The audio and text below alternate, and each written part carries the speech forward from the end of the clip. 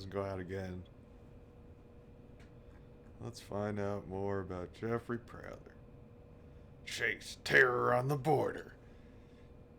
In Russia, Arab businessmen pay a fortune to buy a metal suitcase from two Russian officers, then blow up the officers, their vehicle, and the money. Why though? Why? What? What? In Dubai, wealthy Arab sheikhs open the Russian suitcase. It contains a 5 kiloton nuclear device and a detonator. They intend to smuggle it into the US and launch a devastating attack.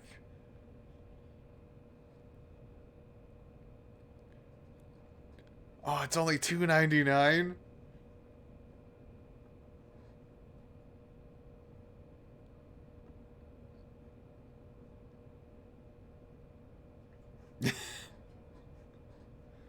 Let's see the 1 star. All right, let's read the positive reviews. Fast moving storyline and hard to read the news headlines in book at end of chapter, so I wanted to return to the storyline. It is amazing the training and strength we see in those who are dedicated to protecting law and order at our borders. What?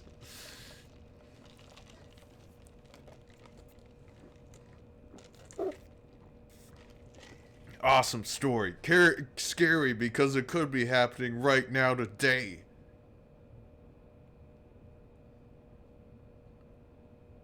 I really like how every chapter was broken into two parts. One with the ongoing story, and one with an account of actual events related directly to it. Great read. I highly recommend. So he's like reading a fiction story of like, oh, they're gonna bring nukes in through Mexico, and then citing like Gateway Pundit shit. Like, read this. Here's a citation for my fictional story. Good read. The scenario of militant Muslims trying to acquire a nuclear device and detonate it in a U.S. city is all too plausible, whether it's from North Korea, Pakistan, Iran, or the former Soviet Union. What? Reminiscence of Vince Flynn's work with martial artist and weapons expert Mitch Rapp. A great read. This book touches on a real life concerns. A great read. This book touches on real life concerns and uses actual world events to make it as real as possible. Recommended for everyone. Great read. Could not put it down. Need more. End of each chapter is a bonus of real life situation that adds life to the situation revealed in that chapter. Brother is a former DIA with almost 20 years in the border with Mexico. He's got real experience to back up that story content. Enjoy! The guy seems like he has too many credentials to really fit in his life. He's like, I'm a DA agent, I'm a Border Patrol agent, I've done that for 20 years. And then I was part of Naval Intelligence, and I'm a movie star. And now I invented my own version of gun kata, and I've done training for people over 10 years. Like, I don't think this guy's the real deal. This was a great ride. With immigration in the Middle East in the news, it's so relevant to what's going on right now. And for $4.99, come on, just awesome. 5 stars. Really cool. Liked how it inspired me to look up the things I had never heard of. Great book. It should be a movie. It should be a movie. I want to see that movie. Oh god. Oh. Nobody actually wrote a review for the. Let's see, 3 star. Oh. Oh. Oh.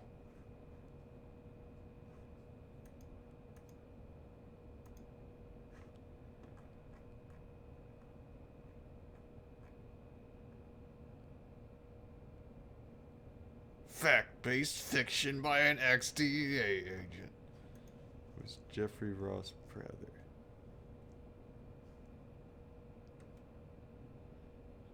Close Quarter Combat, Volume 1. Oh. You can learn to.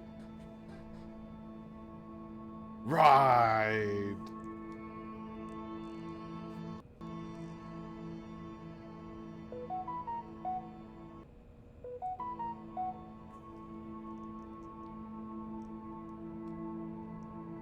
Shoot! That's not shooting, what? Fight! Of course he's like a spiritual guy too. This is so weird. Pray! Prather online video lessons. PratherDirect.com. Let's see, is this Prather Direct? Okay. PratherDirect.com.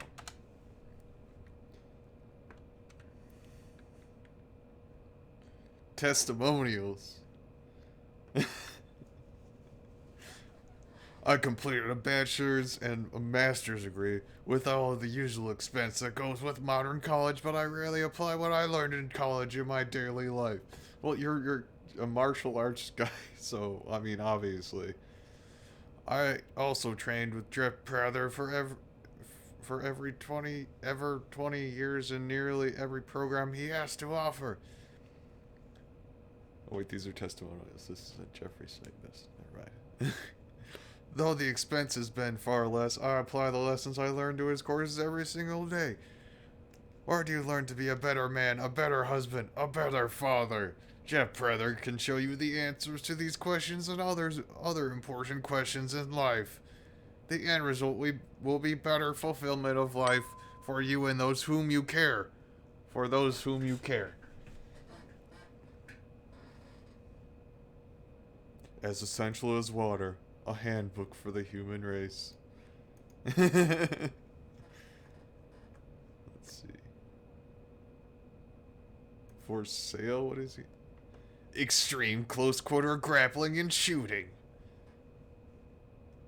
Long gun.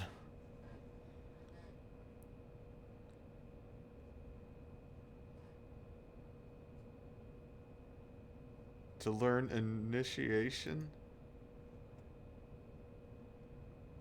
Dr. Prather's personal odyssey of spiritual manhood under a legendary Apache singer in the mountains and deserts of Arizona is now book. But it began decades ago as an intensive seminar series. Now you too can train with Dr. Prather just as he was tempered psychically and astounded spiritually, experiencing a hidden world of incandescent power. So can you! Training with the descendants of Cochise and Geronimo, Dr. Prather discovered that though boys and girls are born, men and women must be trained. You will learn that we are defined by our duties to others, we are connected by an invisible realm of luminous energy, and if we access these etheric meridians, we can direct divine power through us to protect, heal, and connect all of our relations to literally change our lives and save the world one life at a time. Self-defense techniques for your soul. Once you order, you should see the picture below. PayPal should automatically redirect you to the lesson clip. If not, you will see the bottom line of the picture below in the clickable link. Teepees make turning away difficult. What? Video online lessons. Society's broken. Learn how to fix it. One person at a time. Start now with the only person you can chinag. Yourself. The native way of living in harmony with nature also applies to human nature and the seasons or cycles of being human. Learn about life in a circle. See how through our life cycles we must be seasoned and learn that we are defined by our duties.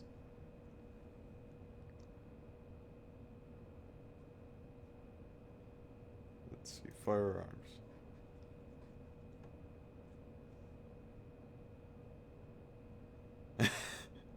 The Handgun Martial Arts Center, or HMAC, is a unique concept created in 2009 in Tucson, Arizona by Jeffrey Prather. HMAC blends Japanese ancient martial arts training philosophies with American cutting-edge firearms training. HMAC instills patriotism and responsibility via dojo-like classes training off-range on photorealistic wall-mounted targets utilizing plastic, rubber, or unloaded and brightly flagged cleared handguns to practice advanced techniques that pertain not to the square range and flat target, but the ever-changing 360-degree grim reality of the gunfight. Handgun martial arts convene on range to practice these techniques in live fire quarterly for reality check and ranking. What? Time after time, it is an American citizen, whether military, police, or civilian, that stands up, steps into the breach, moves to the sound of the guns, and saves the sheep from the wolves. Oh God, it's that Lieutenant Colonel David Grossman shit. Like, oh God, this is just like the bulletproof mindset training, but with gun kata. We are the sheep. Yep, it's David Grossman shit. We are the sheepdogs, and because we are reacting to and responding to danger, we will not have time to respond with anything other than the weapons we have on our person at the time. That means a handgun. Therefore, we must be ready to worthy to perform the impossible when called. We must be able to shoot to stop the next threat, slay the next dragon, but never ever hit the innocent. In the midst of the carnage and chaos, we must intercede between the good and evil and use our handguns and skills to protect life and freedom. We must be handgun martial artists. HMAC is the American martial art.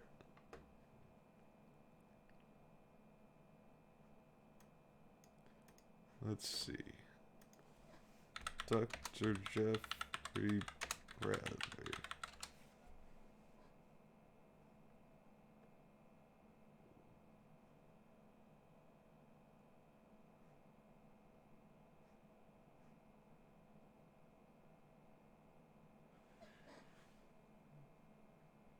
Is this him?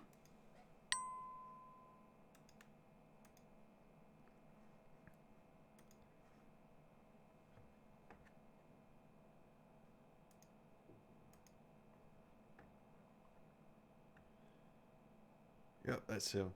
CEO founding member at GreenX. What is GreenX?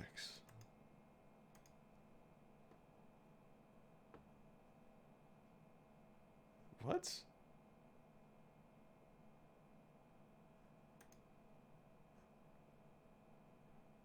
Genetics, robotics information, GreenX, nanotechnology nexus. What the? Why do I keep finding these really weird guys that have just like this long history of grifting? Like, good God, I want to know if this guy is actually done all the things he claims to have done. I don't think so. Here's like doing nanotechnology and shit. Grow Grin, do good.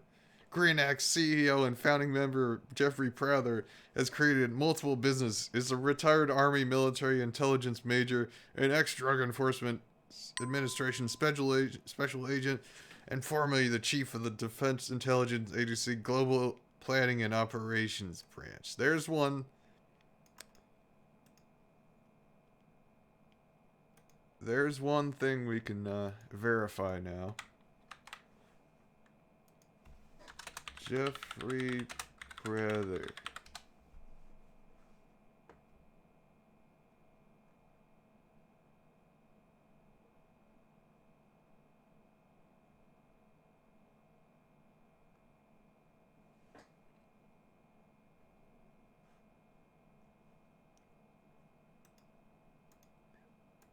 Yeah, I'm not really seeing a hell of a lot of information that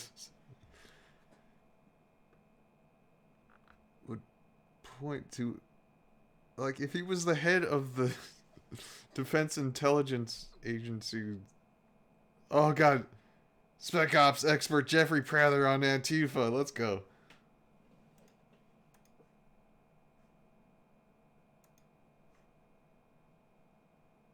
Ooh. Warrior School, Cult Deception of Jeff Prather.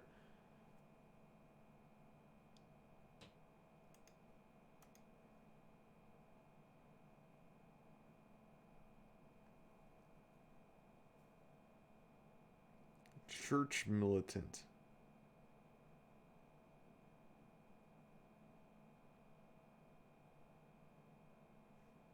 Oh, this is a rabbit hole I'm falling down. Who is this guy?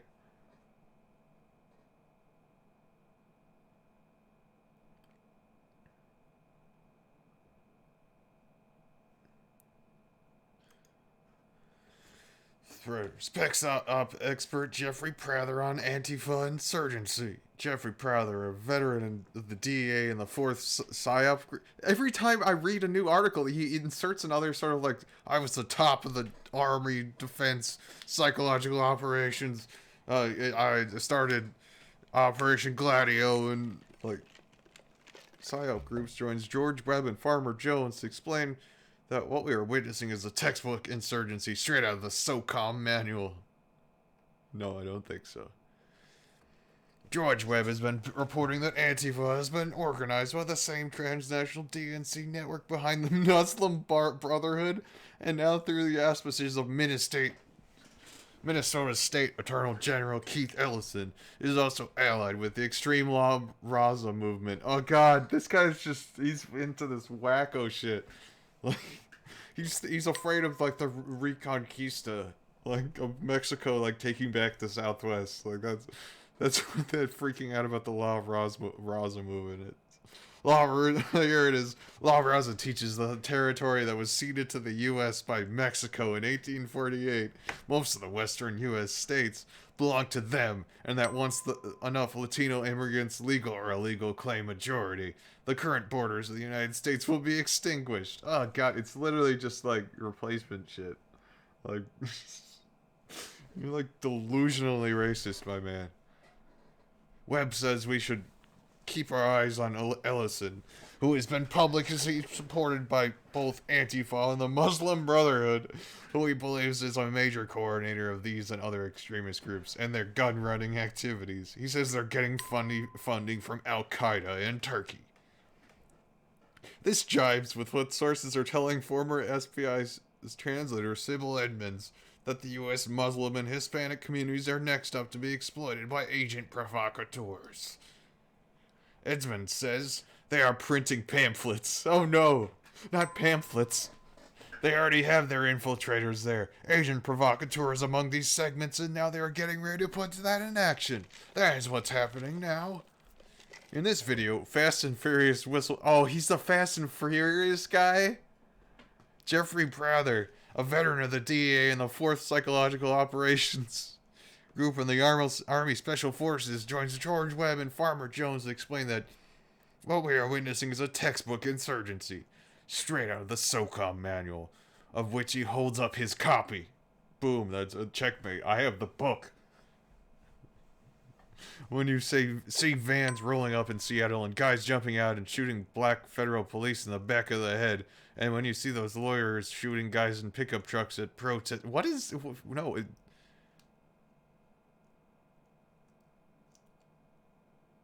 none of this happened. It was... The white vans were kidnapping protesters. And when you see lawyers shooting guys in pickup trucks at protests... What? What are you even talking about? The lawyers throwing in... What lawyers?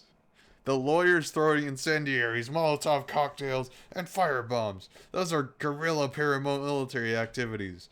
That matches the pallets of bricks and the caches of weapons that are being found. What? If that was even a planned thing, it was obviously the cops leaving bricks so they can arrest people. Like, this is like the... They want to defund the police, but they're using that cause as communist insurgents always do to develop their movement, and so that has now transitioned to defund and dismantle the police. That's what defund means. We used to see this in other countries, and we would watch legitimate protests in other countries be taken over by the communists.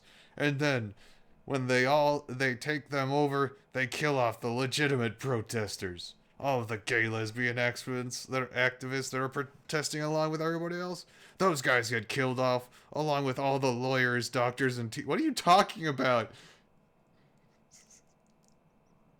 You're mixing what the Nazis did with what Mao or Pol Pot did. Like, what? What you see now is legitimate protest against corrupt cops, and I'm all about reforming law enforcement and corrupt cops with my whistleblowing. But you've seen that subsumed by a professional communist resistant movements with a witch's brew of enemies of America.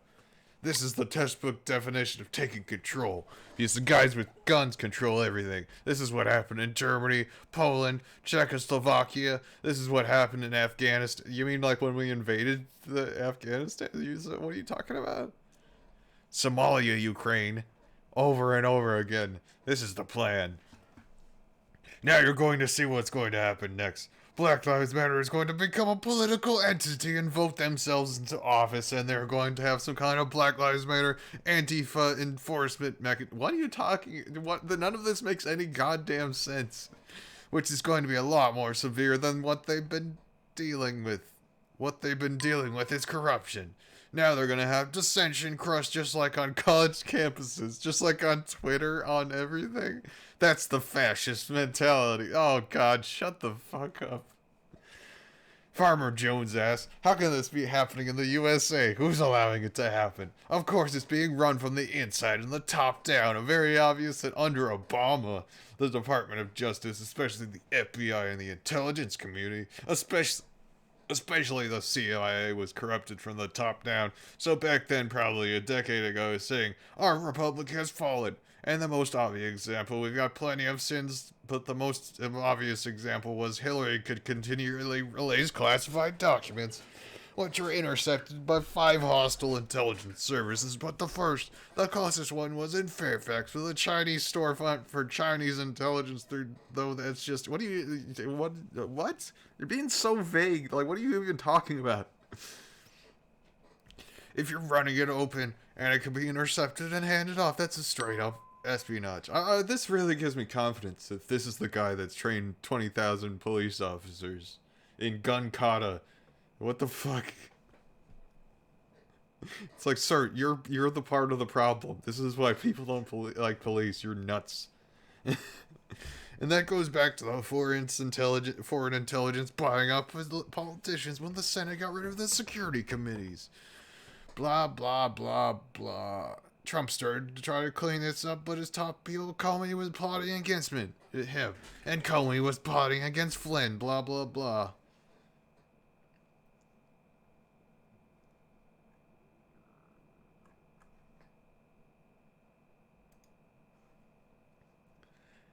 Ex-government insider turned whistleblower targeted by the deep state, outing fake news. Traitors! The polls are fixed. The pundits lie. The pundits. Politicians cheat. The swamp is deep. The enemy desperate. They push fear.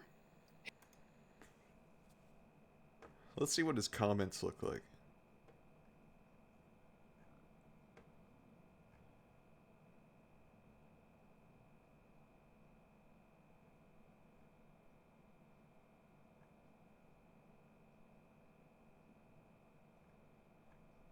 Skipping rounds? What?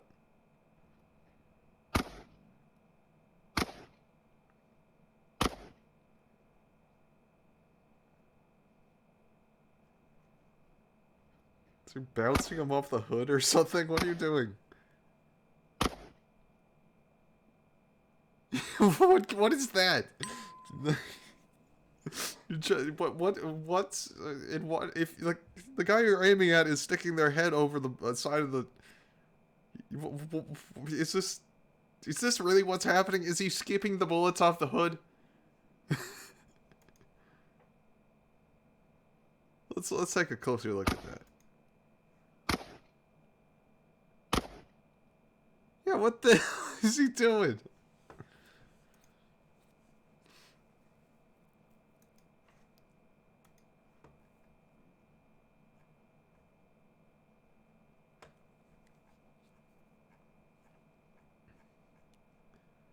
Kraken!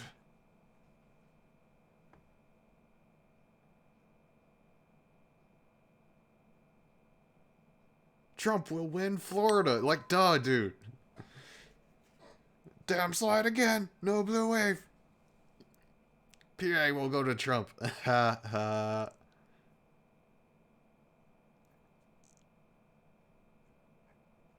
That was his little meltdown over the election there.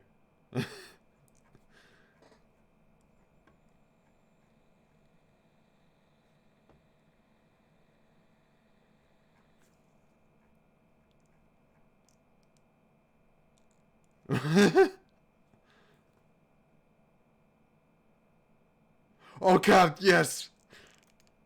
King VOI GM canceled the Prather point claiming I'm racist. My martial arts teacher of 40 years is Japanese. I have a Japanese friend. My wisdom teacher of 20 years was Apache, which is not Asian. I mean... Wait. So he's saying I know people that are not white, so I can't be racist. And I was a regular guest on a black conservatives radio show. I'm suing for contract breach. Support me at...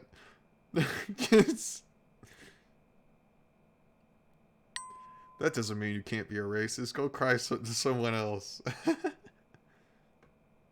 Of course they said that. It is the ideology of the master manipulators, projectors, and psychopaths. It's fooling some, especially ones close to being spiritually dead, Jeffrey.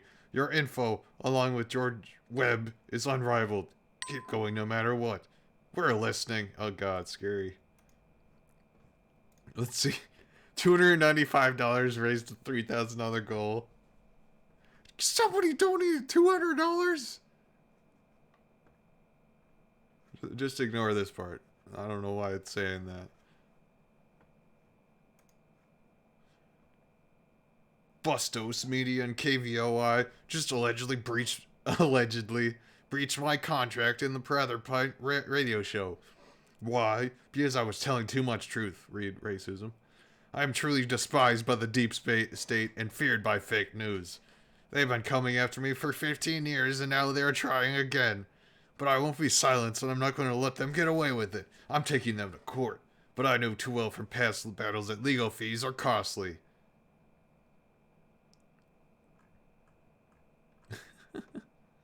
Let's see.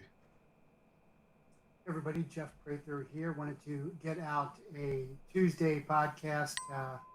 First of all, shout out and thanks to Kent and Fred, and especially names of missing children.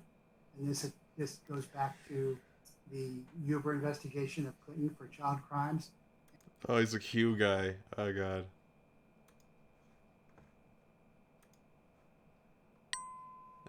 Oh, somebody made their own website talking about how crazy this guy is.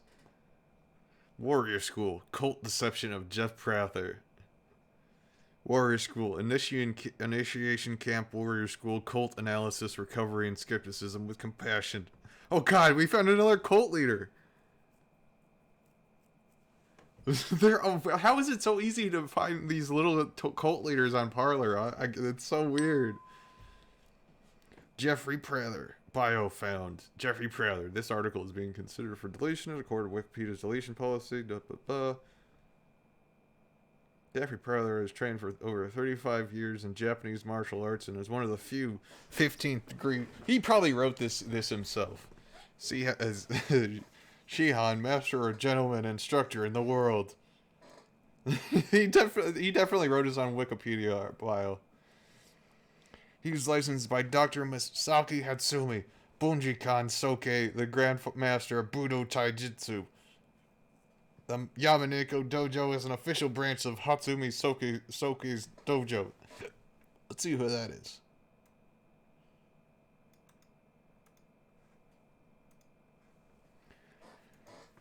Shihan Prather is a double recipient of Hatsumi Soke's gold medal. The first was awarded for his development of the close quarter combat course of the U.S. Marine Corps and the Army Special Operations Forces. The second hosting the 1995 Taikai, which has the honor of hosting a second time in 99. Shihan Prather is also a 10th degree black belt in Shinkengata, real life combat. He has written for publications such as Black Belt Magazine, has taught the police and military all over the world. He has taught U.S. and Allied police. military and civilians throughout the world. And unlike many civilian instructors, he has employed what he teaches in real operations here and abroad. After the extensive career of public service and a near-death experience, he recognized that only the symptoms of society's problems were being addressed by his government service. He founded Initiation at warriorschool.com to address the problems at the source and change the world one person at a time. Initiation founder Jeffrey Prather is a son, father, husband, warrior, artist, author, actor, soldier, special agent, student, and teacher. A U.S. Martial Arts Hall of Fame member, he holds 15th degree black belt, already said that, master rankings in Budo Taijutsu, body skills, and Shinkengara, real combat. From Grandmaster Dr. Mizaki Hatsumi. He also apprenticed under the late Ndi holy man, Philip Casadori Beshko, singing in the Nai's sunrise ceremony.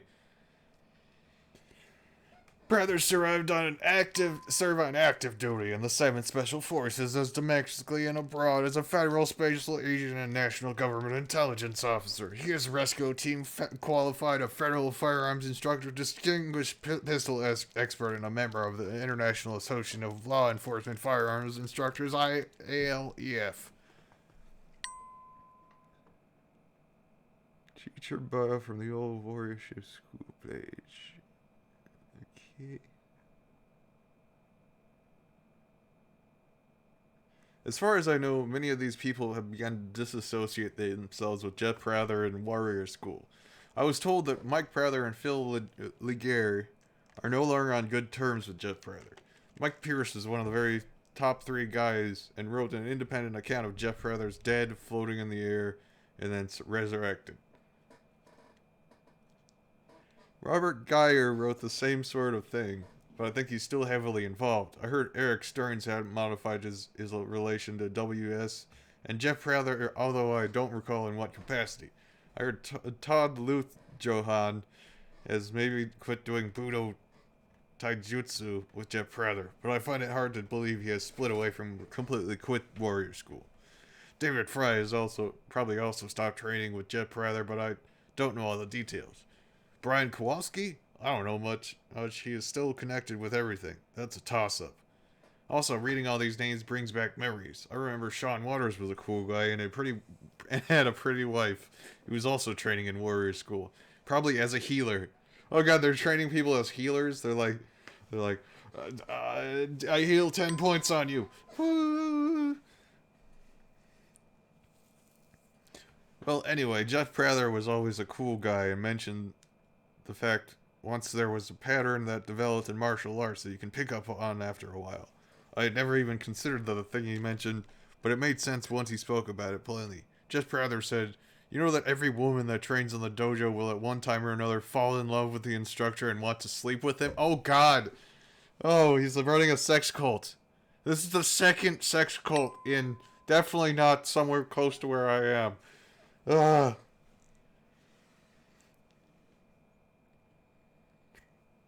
The black belts need to be aware of this and not let their ego get in the way. The women come here for safety and to learn.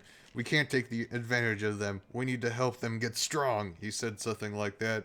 Anyway, Jeff Prather has always been professional and well-mannered, and I never noticed anything about him that made me think he was promiscuous or anything. How does all this connect to Sean Waters? Well, he would visit Jeff Prather's a few times a year with his wife and kids. I remember very clearly one day that Sean Waters' wife was practicing with a 6-foot-long bow staff. Jeff Prather went over towards her and pulled her about 15 to 20 feet away from the rest of us. He stepped up behind her and moved the bow staff for her while she was holding it onto it. Okay, I'm sure you can picture this. His crotch was up against her ass, and they were rhythmically swinging this obvious 6-foot-long phallic symbol of a bow staff. It went on long enough for me to look around for Sean Waters to see if he was watching this. He must have seen it, because it was so obvious. I also imagine that his wife told him about it. I remember thinking to myself that was definitely suspicious behavior. Oh god, this is creepy. Other than that, this is a good one too. This kind of relates to the other sort of sexualized behavior that isn't the norm for society at large as I know it. For empowerment, the bracelets would recommend the apprentices not wear underwear.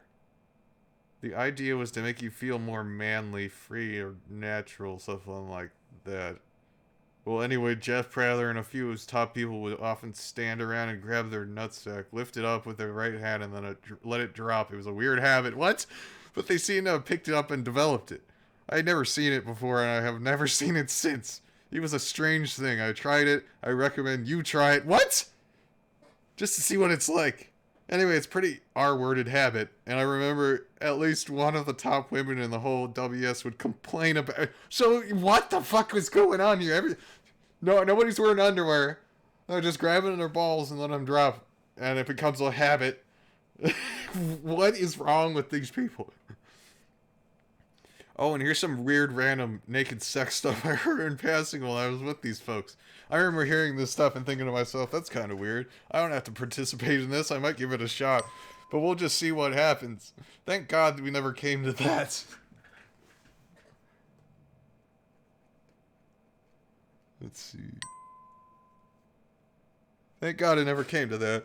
Okay, so I heard that somehow warriors and healers would dance around naked with each other at initiations, etc. I never confirmed this. It just sounded too weird. Oh, right. And I guess they would get naked, get painted by Jeff Prather, and then run together. Something like that. Jesus, fuck. Also, there was some guy that had left warrior school and was apprenticing some lady. She realized that he was enlightened, and she wanted that teaching from him. She asked him what she needed to do to become enlightened, and he said she should give him a blowjob. Oh my God, Jesus! It's like I just can spot these people. I know a cult leader when I see them, and I just keep finding these people. And the Earth is fucked.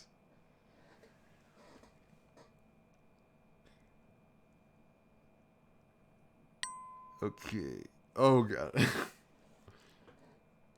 She should give him a blowjob. Personally, I never understood all that stuff so well, but somehow you were able to open people's chakras or something with sex. Oh, he's a sacred sex guy. The R-wordation is amazing. I remember one woman telling me that it is definitely possible to give a woman enlightenment while she's giving you a blowjob, but somehow it wasn't right. Don't ask me how she became convinced of this. Oh yeah, here's another one. I guess they used to have their black belt meetings at the strip clubs. Occasionally, some of these guys would go to the strip clubs and would invite me along. I wasn't into that, but now that I write about it, it shows that there was definitely a sort of sexual element to this group, and it is no surprise that it started to go overboard eventually. No offense to your strip club connoisseurs. The only reason I brought it up is because Warrior School was supposed to honor women and respect them, etc., and be about holiness and purity, blah blah blah. But then they would go to strip clubs. I never quite got that one. Also, I remember the one guy who is one of the top guys told me that he'd been traveling recently and visited a prostitute who might have had a demon and was giving him seriously hateful looks. I thought to myself, maybe she hates you because you are screwing her and she doesn't want to have sex with you. Maybe she is she's being forced by her pimp to have sex with you. Anyway, he told me how he had sex with her impeccably, and he thought he had helped her out. Good one, buddy. What the fuck? Oh my God, this guy wrote so many books. Movies: The Magnificent Seven, The Seven Samurai, Hombre, Little Pig Man. Let's see if there's. I remember The Magnificent Seven, Seven Samurai. Those are the only movies I've ever heard of. Exorcist, Blade Runner. Forrest Gump? I'm sure they would have added The Matrix and The Lord of the Rings. They would also include The Hostage to the Devil and God at War books, which deal with spiritual warfare and exorcism.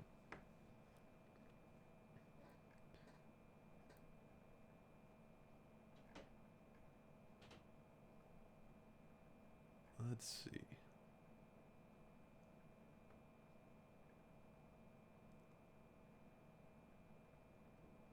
When I was a child, I spoke as a child, I thought as a child, and I acted as a child, but when I became a man, I put away childish things. 1 Corinthians 13:11.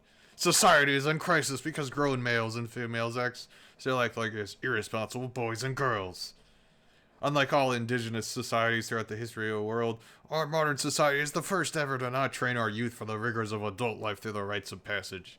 Gangs have sprung up to fill the void, but they are shallow caricatures of the real thing. Not knowing any better, they mistake violence for bravery and replace compassion with callousness. The result is a spiral into despair, domestic violence, and divorce that drags society downwards. Initiation is the answer to the crisis. Initiation was founded to restore the tradition of a rite of passage to adulthood in modern society. There is no modern training for man and womanhood. Until now. So give me a blowjob. Initiation is a unique, intense training camp that teaches the lost, but vital skills of physical and spiritual adulthood. While open to all ages, the training is traditionally conducted at... Oh god, no. No, it's even worse now. No. The training is traditionally conducted at puberty. Initiation draws upon practical, proven techniques from traditional Native American culture, allows boys, girls, and often grown adults passage to adulthood through training and ceremony. Blah, blah, blah, blah, blah, blah, blah. Oh, let's see. Both men and women are vital to each other, the family, and society. Both then learn what Native cultures have always known.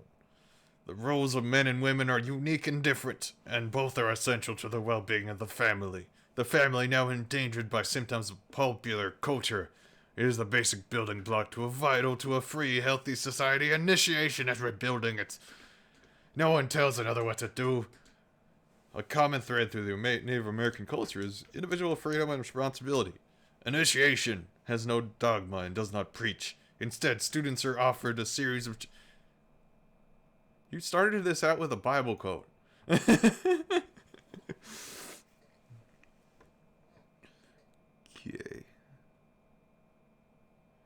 Initiation has no dogma and does not preach. Instead, students are offered a series of training experiences which they discover and decide for themselves. Students ritually experience the cycles of childhood, youth, maturity, and old age. Each session is devoted to a cycle of life. Purification. Discovering something worthwhile just beyond the physical, i.e. the non-physical, the spiritual. Empowerment. Accessing and strengthening the spiritual through practical physical training. Impeccability. Deciding right and wrong. Knowing good and bad. Balancing the spiritual and physical in selfless service. Quest, boys. Vigil, girls. Integrating all the training via rite of passage to a defining moment of adulthood. I have a bad feeling I know what that would be. I think that has to do with the naked fire dancing and the body painting from Jeffrey. All ceremonies are free. All are welcome. Initiation opposes evil in all forms. Top of page. Purification. The purification training cycle provides the opportunity to experience the luminous realm and establish a solid grounding in the fundamentals of initiation. Prepare to discover worlds of untapped potential. Most likely, you will learn to see electromagnetic bioluminescence auras. Your first night of training. This guy's promising, like, is he just dosing people during these things? You'll see auras around things, guaranteed, first time. Please drink this unattended drink. The seminar perspective orients from the southwestern American Indian warrior tradition. And while specific sacred rituals remain inviolate, we will transpose ceremonies as vehicles to approach the inner and outer worlds, and outer other worlds, and later their initial integration. The training has changed me so much. I am so much stronger. I feel as though I can handle more spiritually, and that I am able to help others myself in a positive way. It would have a wonderful impact on society. We would have people who would be able to help others and themselves. I think society needs this. This training can have a positive growth impact on society. Okay, let's find more how exorcism works.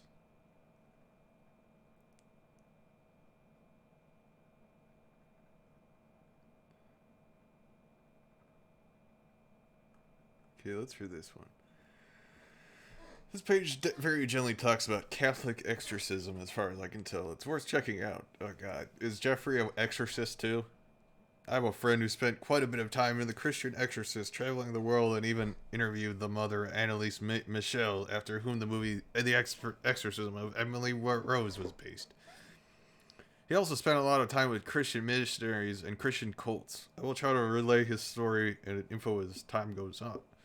The main reason I wanted to post some quick info about this subject has to do with some of the books Warrior School recommends for reading.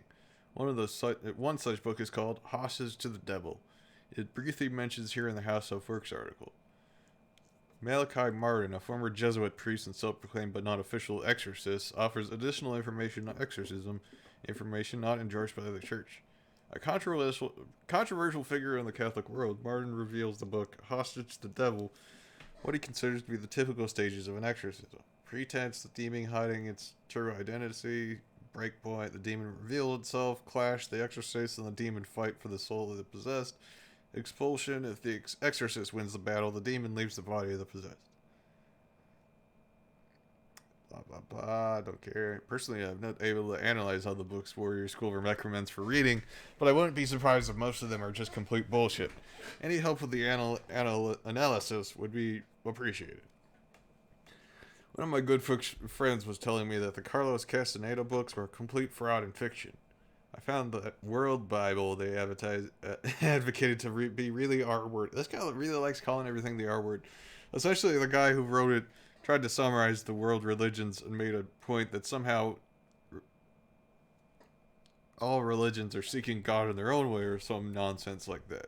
This is part of the foundation of Warrior School. This allowed them to recruit people from all belief systems, but anyone who has any clue of the major world religions will see that this book is merely the opinion of a small group of people with their own agenda. I was also recommended reading Stranger in a Strange Land when I was apprenticing. That book is super R-worded. Essentially, an alien comes to Earth and has a human body, which he quickly controls to the maximum. Then he understands things on a super profound level called groking. I think he teaches other people how to do this, and it's supposed to give you some sort of new perspective on things. I'm going to say reading this book probably was the most unenjoyable parts of my apprenticeship. I also need help analyzing all the movies and video clips they showed and or recommend. Some of them were defiantly awesome. Let's see.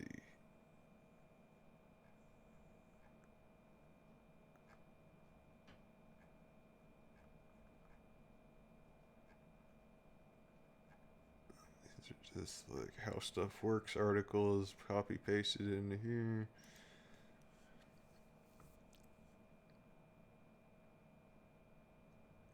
When it comes to the Bujikon or Warrior School being like cults, this guy kind of hits it on the head. Sure. Let's talk about some. We covered the first two principles of the gym. Let's talk about the other three. What's the third one? Coaching. Coaching. Yeah, you're really focused on, no sensei or dai sifu or all that. It's everyone's first name, and actually, there's no ranking either. It's just athletes. Could you expound upon that a little bit? It's difficult for people that haven't done martial arts before to understand sometimes the reasoning why that's so important. Oh, he was fired from the DEA. The vast majority of martial arts that I see, specifically Asian martial arts, very much like cults, and not in a healthy way. Okay, and in order to have a cult, you have to basically have three things. The first thing you have to have is you have to claim your knowledge from a higher source. So from God or from a master. Like in martial arts, there's always some supposedly 85-year-old guy that taught you this stuff, that was invincible. A higher source. And that source is infallible. So he's not subject to questioning. Okay, he's a sacred cow. And usually a smart cult leader won't make himself that source because that's too easy to figure out that he's not infallible. So he always had some guy that you never met that he learned from. And then he can also claim a little. possibly Masaki Hatsumi.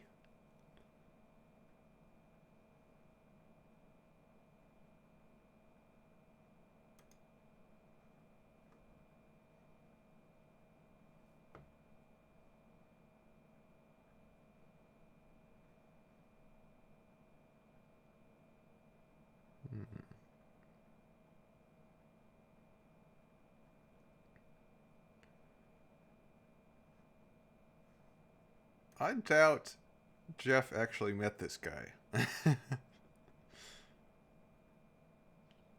Hatsumi.org.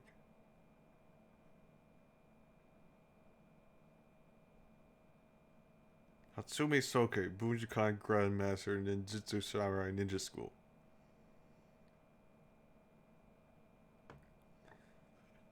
Real ninjutsu is not for assassins or wrongdoers.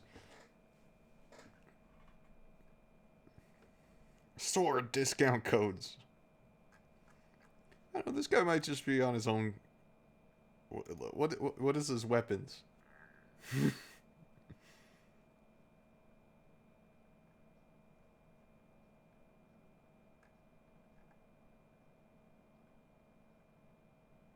What is the path of righteousness? Okay, I think this guy is just like... He's got his own martial arts cult thing going on.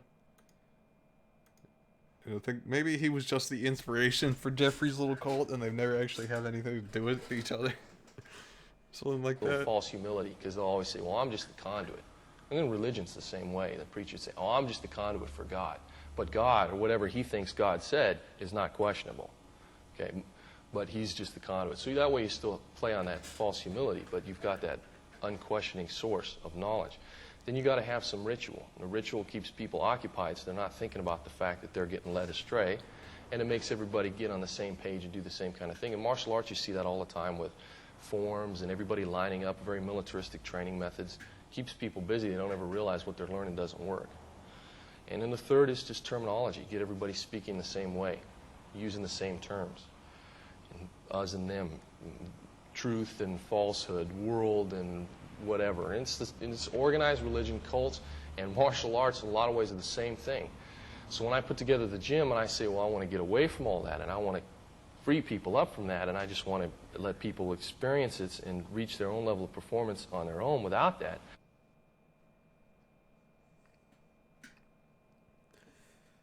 Let's see. Oh, here we go.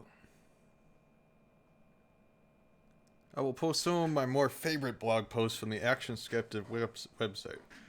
Here is one, for instance, where one of Jeff Prather's initiate asked an open-ended sort of question that puts his audience on the spot. The question was really pathetic, but the guy who wrote this blog post still did a great job of mocking it. I remember laughing about this with my friends. Great work. Their machinations were not limited to simple dojo protocol. Anytime we would get together for a dojo dinner or a gathering outside of class, we would be harangued with recruitment attempts by members of Warrior School. One time that sticks out of my mind was the night a past sensei came out to eat with us. Himself a fervent believer in Warrior School and an initiate, he sat next to Magus and me. And while we were waiting for a delicious Italian food, he proceeded to attempt to recruit us. He asked what we knew about Warrior School, and if we were interested in knowing more. I gave a reluctant yes out of a desire to not piss off a former sensei, and he posed to me the following dilemma as it was a deep spiritual problem. Pretend you're a Native American for a moment. It's a long, cold winter and your family has no food. Your wife and children are starving, and you haven't been able to hunt successfully for days. What do? I answered that I'd just keep trying. He responded, well, okay, you go out hunting again. You catch nothing. I said I'd go again. Again, nothing. And so on and so on. See, he said, you don't know the answer to the question. What will you do? What could you do? Warrior School teaches boys to be men, and teaches you how to answer questions like that. Unfortunately, such utter nonsense doesn't fly with your friendly neighborhood Akusai or his friend Magus. We saw the question for what it was, a very bad attempt to present us with a question we couldn't answer, then offer us the answer for a price. It might work with stupid folks, but when you aren't stupid, the problems are obvious and manifold. First of all, the dilemma is completely immaterial. It's not a question that has any relevance to me now and most likely never will, unless I'm playing Oregon Trail and I have no need to hunt my own food. It's like asking in all seriousness, imagine you are Santa Claus. Your elves have deserted you and Christmas is fast approaching. You have no toys and the elves broke your machines beyond the ability to repair them before they left. The children of the world are depending on you. What do you do? My answer to both questions is, who cares? Seriously, how many angels can dance on the head of a pin? The question is also rhetorically pathetic. It attempts to pose the insoluble dilemma through a friendly dialogue. But when the question is, how do you feed your family when it's impossible to find food, it doesn't take a genius to realize that you aren't going to be able to give a right answer. It's tailored to its recruitment purpose, and very poorly so, but to one of the few critical thinking skills who is open to such things, such a deep dilemma that he can't properly solve might very well act as a stepping stone to initiation. You can find the entire post on this page about 1/5 of the way down. It's interesting that thing about being around Jeff Prather and doing the training with him was the fact that no one else ever came close to his ability to teach. Most of the people that post on the Action Skeptics blog don't seem to really talk about about Prather from first-hand experience. Or if they do talk about him, they discuss him as an audience member at a large initiation meeting where they were just one of 40 other students. I spent a lot of time with Jeff Prather, face to face in small settings, and never said things that stupid.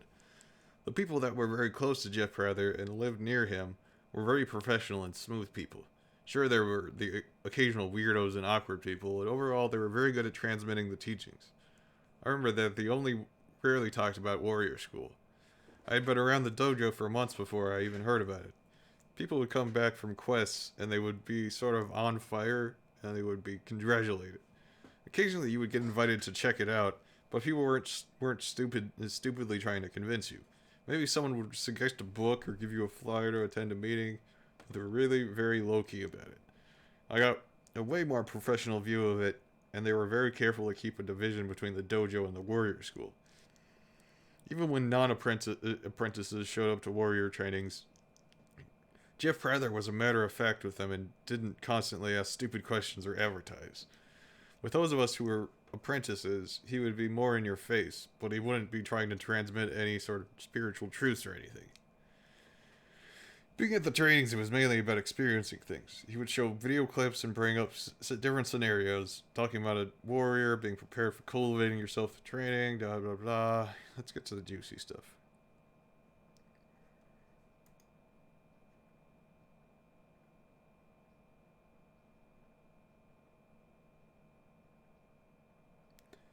Surrounded by lies and deception. Here are a few links to one of the best documentaries out of there. Blah blah blah about cults.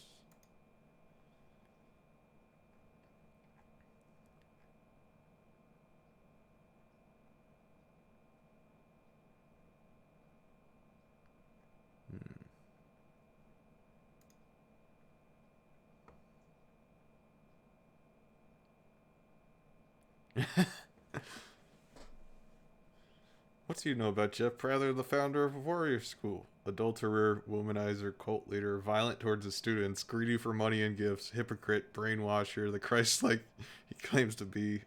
Again, found another guy who thinks he's Jesus.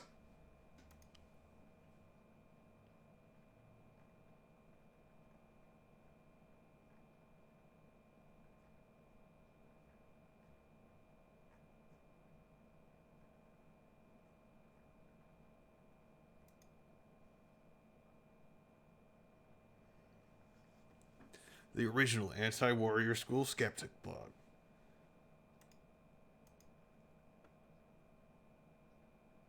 Okay, here we go.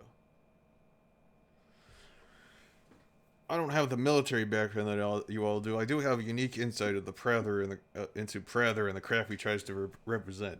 About 3 years ago, my wife's sister talked to my wife in joining warrior cults. My wife has tried all this time to get me to join, and something about it this group made me hesitant. She, my wife, went to initiation, $650 plus travel, and then went to connection camp, $400 plus travel, signed up for the cult newspaper, the bracelet, like Amway apprentices get a shiny silver bracelet of completing their apprenticeship. Still not enough money and time wasted. She then bought the back issue collection of the bracelet, $105. She buys bundles of sage and expensive cigars to give to Prather and his minions. Well, I've gone along with most of this crap. I even attended a couple of ceremonies. You'll notice that their website that they never refer to the Ndi Apache names of the ceremonies. I think this is because they are bastardized versions of the ceremonies. Plus, no Native American spiritual leader would ever dare charge money for a ceremony. The wife asked to apprentice, and I asked her how much. She said it was 1,000 to 1,800 donation, and then she would have to meet with her mentor 4 times a year for the next 2 years, at my expense, of course. I told her I couldn't go along with it anymore. Shortly afterwards, she asked for a divorce, and has since moved to where Warrior Cult is headquartered, Tucson, Arizona. Oh my god. This guy got people divorced. What the fuck? I wrote Prather once. I told him that it hurts losing my wife to his Jim Jones school. I also told him that he better not take advantage of her in any way. The reason I say this is because of what he did to one of his students. I won't say names, of course, but any of Prather's minions will know exactly who and what I'm referring to. Prather had a branch of his ninja school where I live. The instructor there was also a member of Warrior Cult. He's been teaching martial arts and warrior crap for many years on Prather's behalf. This guy's wife signs on with Warrior Cult and eventually apprentices under Prather. Prather abused every ethical and moral boundary and slept with her. This guy and his wife are now divorced. 2 divorces! And share custody of their kids. She called everybody she could in Warrior Cult and told them that Prather spiritually raped her. None of these idiots went to her aid. Even my wife, who was closely linked to this lady, she was my wife's Nialoxin spiritual guide. All of them just dropped her. Way to go, Prather. Reminds me of all those Catholic priests that molest the altar boys. Real shame is that I warned my wife about this. When I met Prather, I just felt the guy was off. I couldn't put my finger on it, but I had an instant dislike for him. I told my wife that he would take advantage of her sister. I got the girl wrong, but I didn't get the guy wrong. My very lengthy opinion, is that Prather is a scam artist. He's a bully, an egomaniac, and someone takes advantage of women. I'm curious why he is divorced. I'm sure I know why. I sure know why I am. Jesus, dude.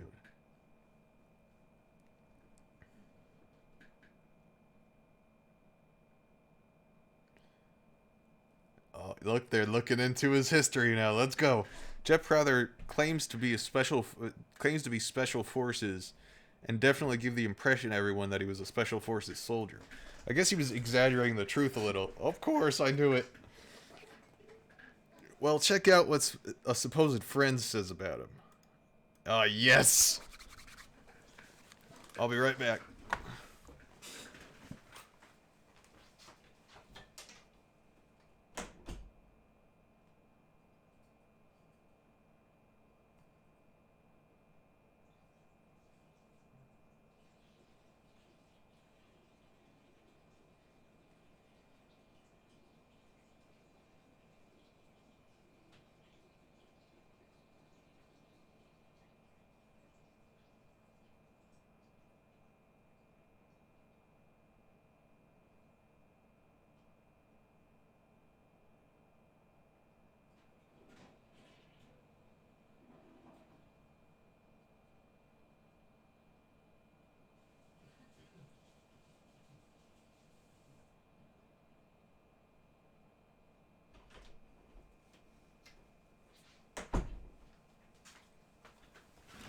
Alright.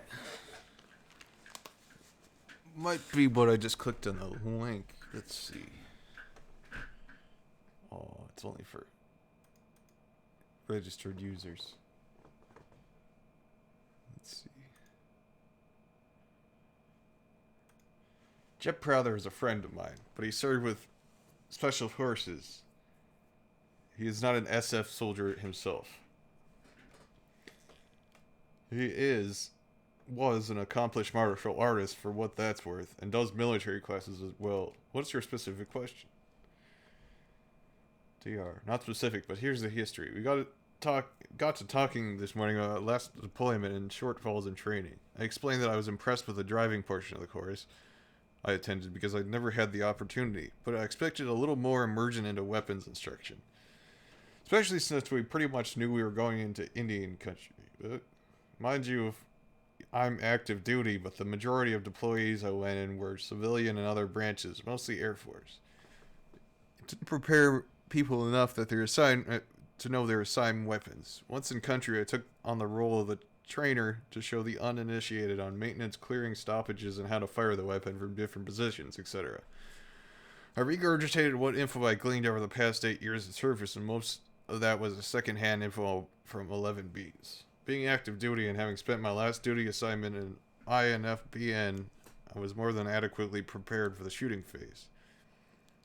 It was basically a course on load and shoot. Not enough time to explain sight picture, breathing and trigger squeeze. The pistol portion was good, but rifle was lacking. The offer was given to me for instruction in Tucson and recommended by Jeff prior to the next trip on it to the sandbox. He also offered some advice while here in the local area. I'm looking for anyone that has taken instruction from him and what they thought. I don't get the impression of being a fluff master. I do get the impression that he's really solid, and I know he's defiantly got a lot to not offer a novice such as myself. Jay Bohr, you're down the road from me. I'm following up with some Glock business we had discussed. I plan on stopping by your location in WB. There are much better options than the one you mentioned in our local area I can steer towards.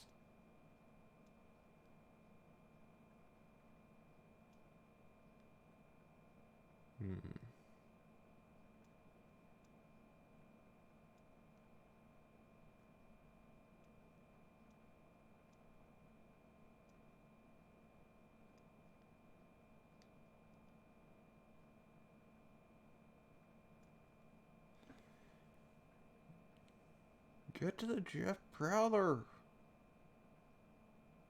Okay, I guess the main point to get out of this is that he's lying about being in the Special Forces. He just fought alongside Special Forces. The Reaper, quiet professional. Join date 2004. Location Free Pinelands. Okay, analysis. I would say that there's a big difference. I always assumed he was the real deal. I read his bio, which I will post sometime later, and from all that information, I got a very clear picture that he was portraying himself as a Special Forces soldier. Wrong. Now that I think back to experience in Warrior School, Warriorship, and Jeff Prowler's Yamaneko Dojo, and I remember his bio said documentation is available upon request. I had no real need to request documentation. I didn't suspect him of being a shady character. I always saw him in a professional, calm, cool, and collected manner. It took me a few years before I saw him lose his cool. I had no reason to be suspicious of him or the organization, since he came highly recommended by close personal friends of mine. Looking back on organizations like this, I find that if you are afraid to ask questions, be skeptical, request documentation, because of your fear of being labeled as a disloyal troublemaker, you have the beginnings of a cult. I remember there was always this constant sense of wanting to appear loyal, trustworthy, reliable, committed, faithful, and so on. Sure, it builds camaraderie, unity, and deep relationships, but the danger is that critical thinking can fly out the window. No offense to military people, but I guess this is what the military is like. You need people to obey, get a job done, and not cause problems. Warrior School was founded on military principles, so it's not surprising that the organization brought about a powerful form of blind trust and obedience.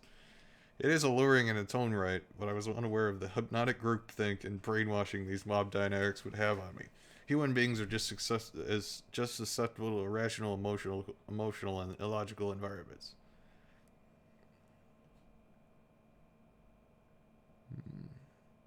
Oh god, here's the guidelines for the apprenticeship.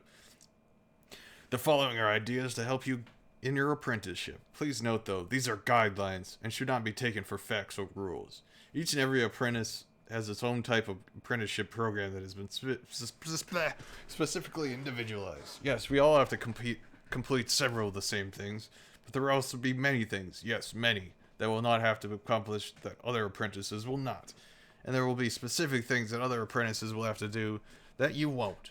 Every human being is unique, so is every apprenticeship. The bottom line here, check with your benefactor. He or she is the one leading you on your path, so be sure to clear everything first. Remember, you asked for it. After a year or more of training, you've completed your quest/visual or change, and you're now an initiate. You found a go-between, received permission to ask, obtained the proper gift, went through the gifting ceremony. Your benefactor said yes, and tied a piece of leather or deehide on your wrist. And probably along the way, your go-between tried to talk you out of apprenticing, which is probably a real pain in the backside obtaining and preparing the gift. And your future benefactor probably threw up some more obstacles just to see if you truly wanted to do this. One benefactor made his apprentice wait 5 months, and then made him move close to him before he would take him, just to see if he was truly serious about apprenticing. Jesus Christ. Your benefactor will have you do many things, and will place many restrictions on you, especially in the beginning. You will not understand why most of these things are being asked of you. That's okay. You are trusting your benefactor to lead you down the right path. This is why you picked this benefactor apprentice under in the first place. So get going and trust them already. Understanding will follow. One other thing, there should be 0 complaints from you about what your benefactor is asking of you. Why? Because you asked for it. If you don't like what it is being asked of you, you can always quit. No one is forcing you to be an apprentice.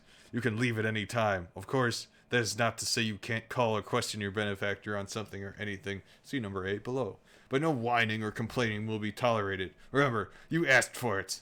Jesus Christ, this is definitely 100% cold. No more, no less. Do exactly what your benefactor tells you. No more, no less. This is the safest way to complete your tasks. Why? Doing less will get you nailed every time, and usually entail you doing about 3 times the work in makeup. Doing more can be an iffy prospect. Either your benefactor will really be pleased at your accomplishments, you've gone so far, or will yank you back hard. Get back here! Because your benefactor doesn't want you going where you're headed, or doesn't think you're ready to go there yet. Sometimes the benefactor will ask you why you did not go farther with some particular task, but you can always then answer, you told me to do this much. Your benefactor can't fault you for doing what you were told, and sometimes you will just know you can go farther and it will be okay. But a good rule of thumb, do more and do no more, no less. Following this guideline will save you a lot of grief. No, the exception to this is the impeccability cycle. At this point, all bets are off. And when you are on that cycle, or when you have to have finished it, you will know why. Anticipate your benefactor. Your benefactor is giving you something you will never, ever be able to repay in kind. But that doesn't mean you shouldn't try. One way to do this is anticipating your benefactor's needs. For example, your benefactor is working something and needs a pair of scissors. When he turns around and asks, do you have a pair of... You should be at that point, be handing your benefactor a pair of scissors. Oh my god, it's just like, be this person's slave for who knows how long, and they could decide when you've earned your place. But do exactly what they say, not too much or they'll hit you. Part of your job is to make your benefactor's life easier. He is taking precious time away from his family and private life in order to benefactor you. Make life easier on your benefactor, and it's guaranteed your apprenticeship will be easier on you. Chores and working. It started at number 3. Part of your job is to make life easier for your benefactor. Another way to do this is by working and doing chores around his house. If you live in town or close to your benefactor, you should be over once a week to do chores. Jesus Christ, it's like you're just literally just enslaving people. What the fuck? If you live out of town, whenever you visit, you should be working hard every day that you're there. The more you do it, the less your benefactor has to do, and that can equate into more face time. See number 5. Note, when you figure out who works harder, you or your benefactor, make sure you go and mow their lawn again in appreciation. What the fuck? FaceTime. Nothing can beat personal FaceTime with your benefactor. Doing a long-distance apprenticeship can be very hard. If you live far from your benefactor, you should take every chance you get to travel to where he is, or fly him to you. Fact, you will learn the most when you are one-on-one with your benefactor. So it should be a priority to spend as much FaceTime as you can with your benefactor. Here's another hint. One of the big reasons you should be doing chores around your benefactor's house is that every minute your benefactor spends less on doing chores can be 1 more minute of FaceTime. This does not always happen, but it's usually how things come out in the wash. Mouth shut, backside down, ears and eyes open. It's pretty much a guarantee if you know what is going on and go blurting out answers unasked for, you will be thumped for it. So it's literally, if you speak out of turn, if you don't do my chores and mow my lawn, or have this read my mind and hand me scissors when I need scissors, I will beat you up. Like, this sounds awful. Thumping is getting grief. Oh, it's thumping. They've redefined thumping. Thumping is getting grief from your benefactor because some silly mistake you just made. You'll be thumped many times during apprenticeship, so just get used to the unpleasantness. There is not much you can do about it. Beyond thumping is attitude adjustment, aka course of correction. That is something you don't ever want to experience. Jesus, what the fuck is that? The best way for you to learn is to listen and to have patience.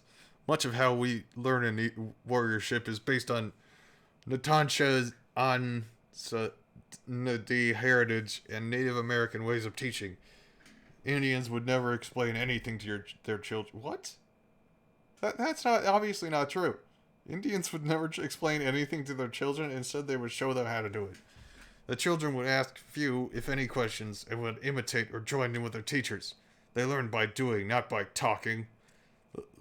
Listening does not mean that just the ears. You can listen with the eyes and the heart as well. An old Indian saying sums it up best. The tongue is what makes you deaf, along with his cultivating patience. All things come in their own time, and a good example of why you should practice patience can be found in number 7. Questions and koans. You will be asked many questions and koans during your apprenticeship.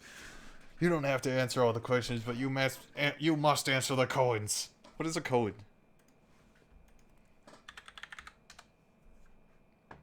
A paradoxical anecdote or riddle used in Zen Buddhism to demonstrate the inadequacy of logical reasoning and to provoke enlightenment. Oh, so it's like if you can't find food, how are you going to find food? Or what is the sound of one hand clapping? It's like, answer the koan or you will be thumped for it. We will have to course correct you and you do not ever want that. What is the sound of one hand clapping? Answer now. Answer or die. Okay. Now, something that might be a question for you could be a koan for another and vice versa.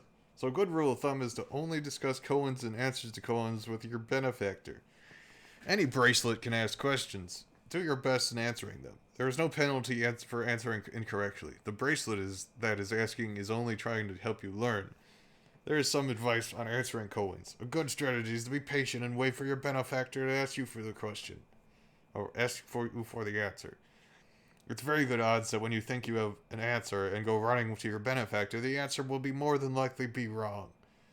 Waiting for your benefactor to come to you can bring the best results. From usually out of nowhere, for example.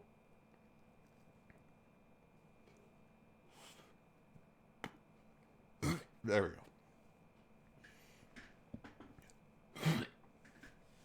Once a benefactor asks for an apprentice, a koan, and a whole month went by and neither one talked about it. At the end of the month, the benefactor came up with the apprentice and asked him suddenly, "What's the answer?" The apprentice, out of nowhere, gave the correct answer, and he, before that point, had not yet figured it out. Koans will sort themselves out as well as other things. All of your learning will go much faster if you cultivate patience. Being impatient and pushing for answers instead of letting them flow will just cause things to take longer. Exception: if you're a long-distance apprentice and see or speak to your benefactor infrequently, feel free to give them what answers you have. It's hard to wait for your benefactor to ask when you only speak once a month or so. Okay. Call your benefactor on anything. If something is going on or your benefactor asks you to do something that causes your hackles to go up, feel free to call him on it. You will not hurt his feelings, and if you do, it's the benefactor's problem, not yours. You must not be afraid to do this, especially if you say something that is truly wrong. Most times your benefactor will say, "Trust me," and you should, and if you don't know why, reread number 1. But if your benefactor still cannot explain your satisfaction, contact some other bracelets, preferably your benefactor's benefactor, or Nathan Geyer, or Natanshan himself. Be warned of crying wolf, however. You had the best be sure of yourself pushing the path. It's like you're gaslighting the fuck out of people. It's like, you can leave anywhere you want, anytime you want. But if you disobey my orders, you will be put on course correction. You do not ever want that. It's like, Do everything your benefactor says and make more time to them. Do not cause them trouble. But don't be afraid to call them out on something if you don't like it. And if you're wrong, you will be thumped over it.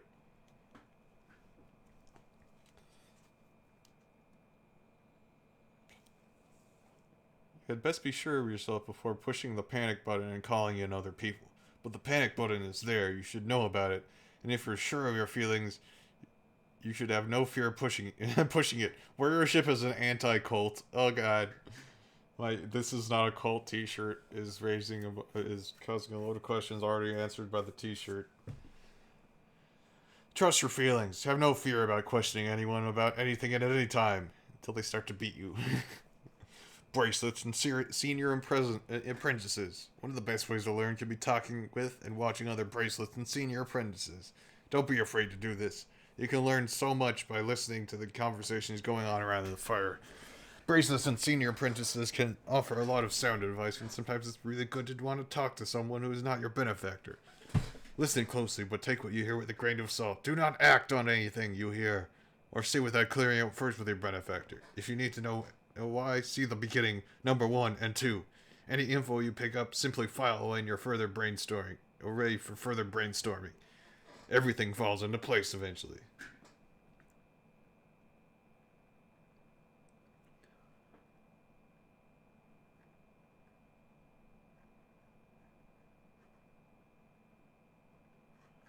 Okay, let's see.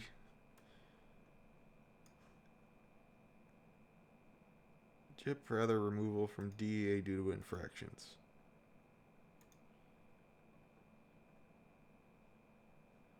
Chip Rather PDF link DEA official document removal from job due to infractions. Let's see.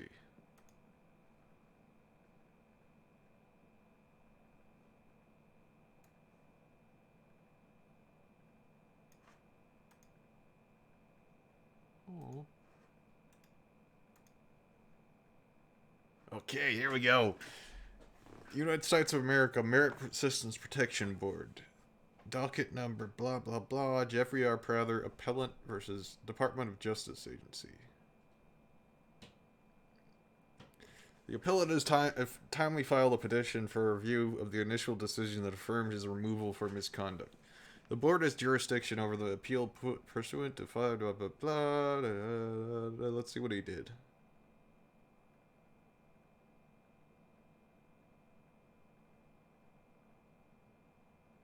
He said the administrative judge also determined that the appellant failed to prove his affirmative defense of religious discrimination.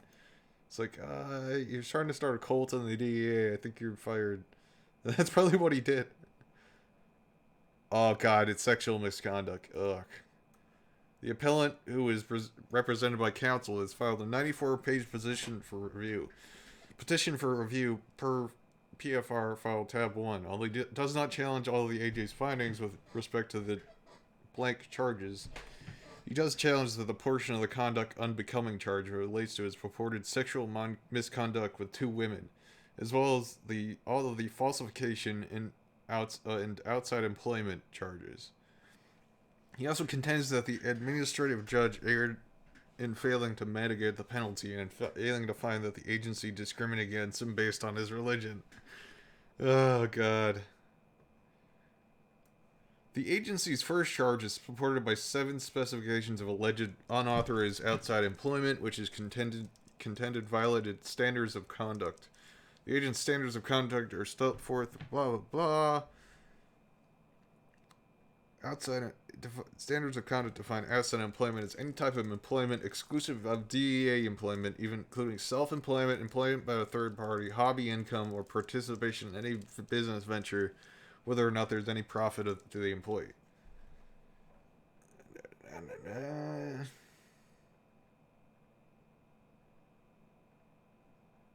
The agency's first specification concerns the appellant's operation of a martial arts school, the Yamaneko Dojo. The appellant admittedly founded the school in 1990 and was its chief instructor while working at the agency. The appellant stated to the agency's Office of Professional Responsibility they never sought approval to engage in outside employment from the school. The administrative judge therefore properly sustained his specification. Let's see.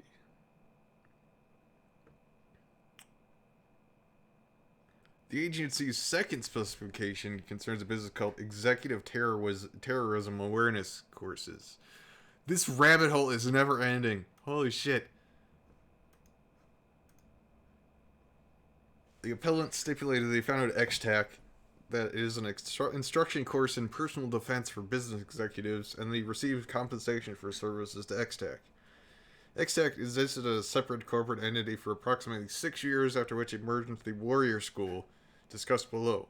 The appellant stated to the agency's OPR that he never sought approval to engage in outside employment with XTAC. The agency's third specification arose out of Lifecase LLC,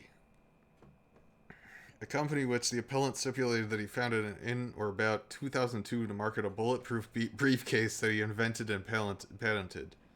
Let's see what Lifecase LLC is. The appellant stated the agency's OPR, blah blah blah. Specifically, the appellant's income tax returns indicate that Lifecase LLC reported profits of $9,800 in 2004. The administrative judge also correctly sustained Specification 4, which arose out of the appellant's work as president of the Answer to the Crisis, a non-profit corporation founded in 2000 or 2001. Answer to the Crisis existed to raise tuition funds for individuals to attend Initiation Camp, which was the course. He started a non-profit. It's for people to donate to pay for people to get into his cult. What the fuck? This guy is not some inexperienced grifter. Holy shit, this guy's in deep with this shit.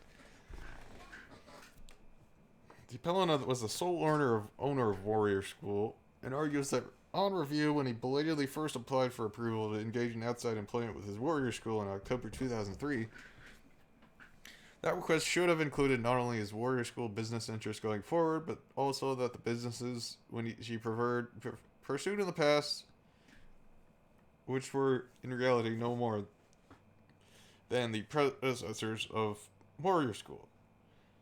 Appellant cites no factual or legal support from this argument. However, the administrative judge recognized blah blah blah.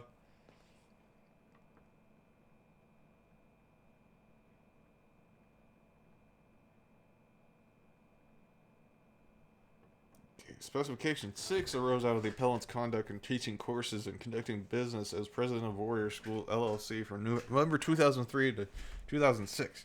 As stated above, the appellant brought submitted written request to approval to engage in outside employment with Warrior School, blah blah blah. Two such requests, the appellant represented to the agency that he intended to teach and supervise the teachings of classes and seminars to the general public and particularly disadvantaged youth on self-defense and personal spiritual development. I see this as another way to fight illegal drug use. What? He also represented the agency that teaching will occur on weekends, weeknights, and on annual leave, and acknowledged that the use of government facilities, equipment, or transportation services to further my outside employment is forbidden. Oh God. In sustaining this specification, the administrative judge determined the outside employment for which the appellant received prior agency authorization differed in significant and material respects from what he actually performed. ID at 6. We agree. The appellant admitted that the Warrior School actually operated via inter alia as a government contractor providing federal firearms training and other courses to a variety of federal agencies and federal contractors, including the NSA, for fees as high as $20,000 a class. Holy shit, this guy scammed the government. He also admitted that he participated in Warrior School courses while on duty. He also admittedly reported use as a signed official government vehicle to further Warrior School business. And as the administrative judge noticed, he provided a variety of DEA equipment, including vests, shields, and weapons for use by participants in the class. So he's stealing equipment from the DEA to teach his class to get people into his fucking cult where he like fucks people.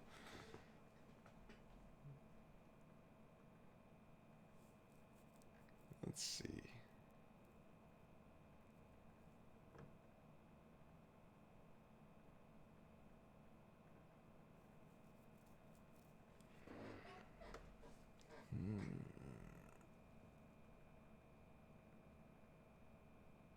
Oh my god. On review, the appellant contends, as he did below, that in describing Warrior School as a primarily philanthropic and failing to disclose that it was a not for-profit corporation, he did not intend to deceive the agency. It's part of his position. He contends that Warrior School was probably not merely philanthropic because it allegedly was serving mankind and had benefited the war effort in Iraq and Afghanistan by training service members in firearm use. Oh, yes.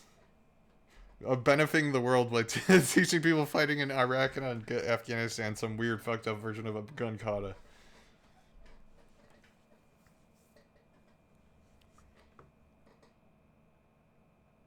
Moreover, the appellate stipulated that he had repeatedly used his assigned OGV as well as agency weapons and other equipment on Warrior School business. Citing the appellant's own testimony that his chain of command would not have approved his request if they had known it would involve the use of government equipment. The administrative judge correctly determined that these representations were plainly false, raising the inescapable inference that they were intended to deceive the agency regarding material aspects of this proposed activity.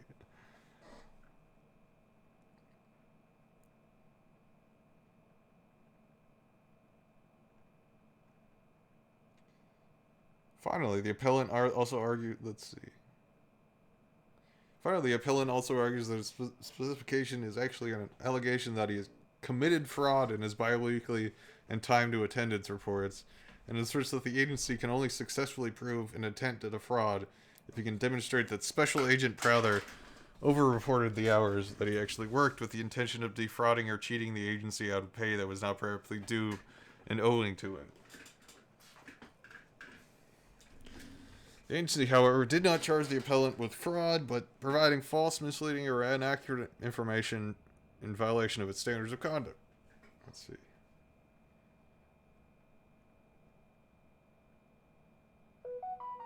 Oh, Jesus. Here's the scary stuff. Much of the appellant's petition for review concerns the second specification and underlying charge 5. In the proposal, the agency alleged that under the pretense of helping individuals through a practice the appellant developed and called sexual healing. Oh no. Oh no. No. No, please, no. No. It took advantage of vulnerable and struggling women. Specifically, the agency alleged the persuaded women to engage in sexual acts with him by telling them that they would be healed if they had sexual relationship with him. The agency further alleged that in their sworn statements, 2 women described their sexual healings as violent and or rape. Oh, and he has been accused of sexual assault by at least one of the women. In addition, the agency alleged that in his leadership role of the Connection Institute... What is the Connection Institute? This is just such a fucked up war. I was not expecting to have this whole saga on a completely new cult leader. I was about to start reading the first cult leader's book. And now I go to a whole second one. This is like a fucking... This is insane. In addition, the agency alleged that in his leadership role at the Connection Institute, he advised a member that her husband had become a homosexual, and the way to bring him back to their marriage was her to engage in sexual healing with him. What? Wait, what he's saying is like, okay, your husband's gay, and the only way to cure him is to have sex with me. What the fuck is this? That the appellant's conduct violated its standards of conduct, which inter alia provide the DAA personnel are prohibited from engaging in any criminal, infamous, dishonest, or notoriously disgraceful conduct, that they should always conduct themselves in a professional manner, that they shall refrain from omissions or commissions of conduct in their off-duty hours, which will impact, influence, or impede in any way their DEA responsibilities. In his petition for review, the appellant claims that the agency's specification amounts to a charge of rape, but that is the administrative judge altered the charge from rape theory to something substantially less than that. Oh god, We've seen enough testimony to declare this guy is pretty goddamn sure he's fucking awful. Like, why won't they just look into this guy? This guy's gonna end up hurting a lot of people because nobody does anything about it.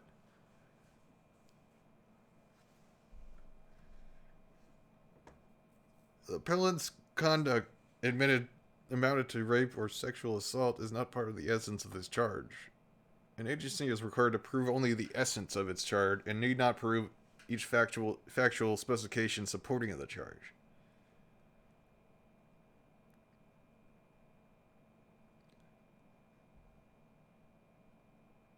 Let's see.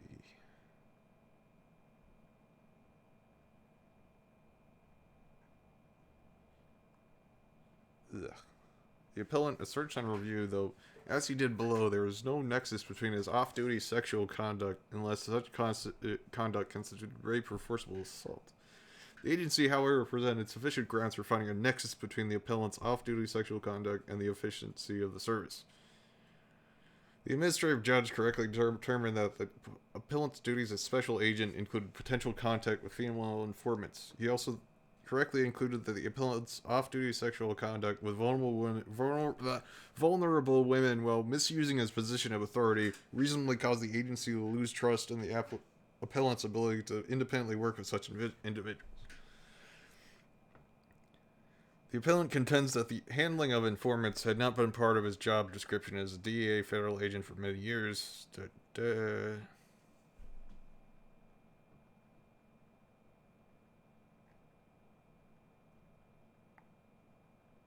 Yeah, so this guy's a cult leader that embezzled a bunch of shit from the government and is also a rapist. Was not expecting this.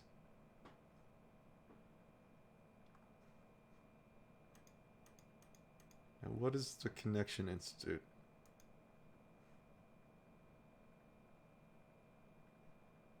Oh no.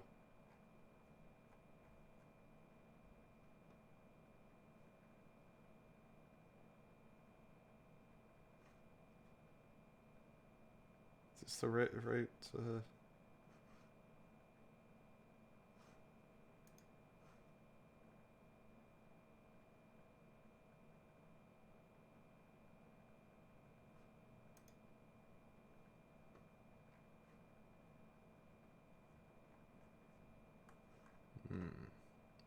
Okay, there's answer to the crisis. Can't find anything there. Life Case LLC. Life Case bullet resistant attaches. Oh, it doesn't sell them anymore.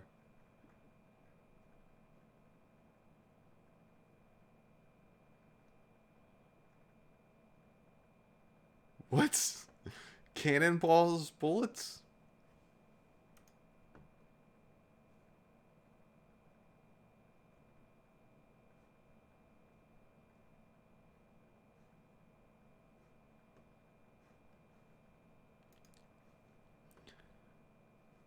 Executive Terrorism Awareness Course.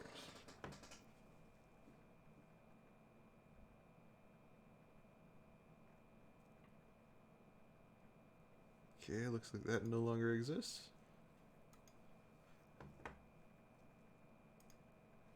Oh. Now this is about his master. If you look at Wikipedia, none of Hatsumi's credentials have ever been verified. The few arts he does know are legit. He synthesized them with his own stuff, thus losing the original art, for example, Kukushin Ryu. I'm not trying to argue or troll like some of you might think, but it's just better to understand the art and bring into question its legitimacy. A lot of the scrolls have been published in his books for everyone to access. The book contains multiple formats, scans of the original documents, Japanese transcription, and English transcription.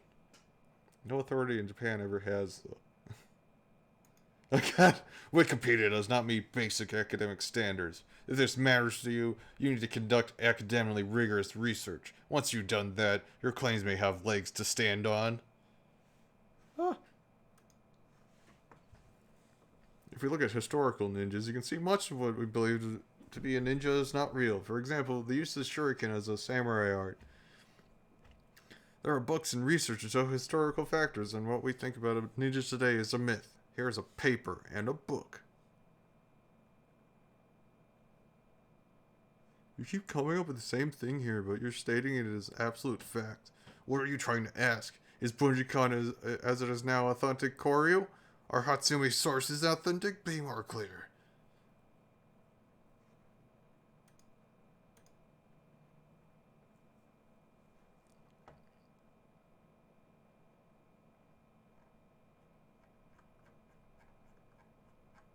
Now let's go back to his nanotechnology website. We never even got into that.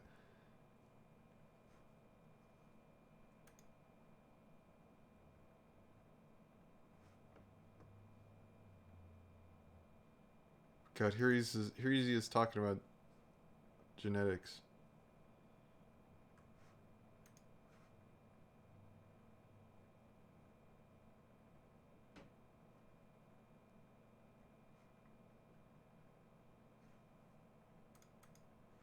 Yeah, Grinex.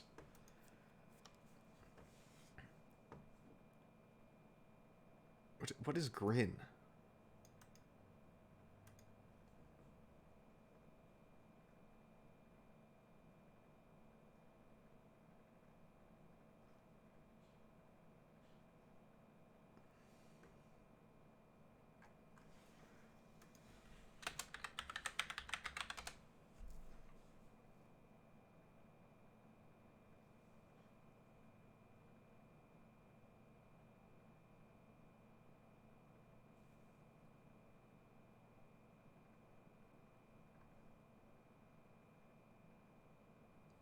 Grin disorders? What is Grin?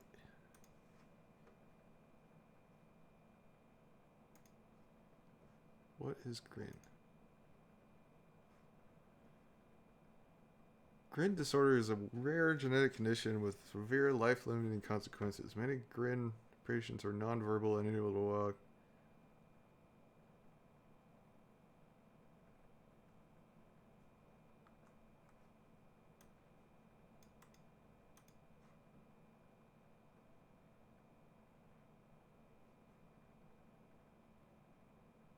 Hmm.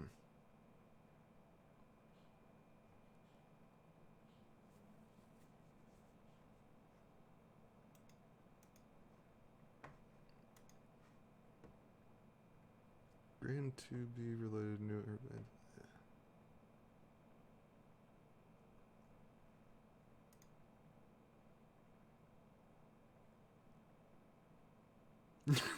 This is so rare that fewer than 100 cases have been reported in the medical literature.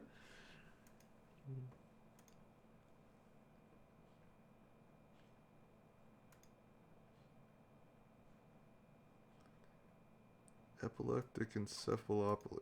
Oh, encephalopathy. So this is like a super rare disease, and he's trying to grift off a cure to this disease that based on nanotechnology. Hey, that looks like my BRB screen. Speaking.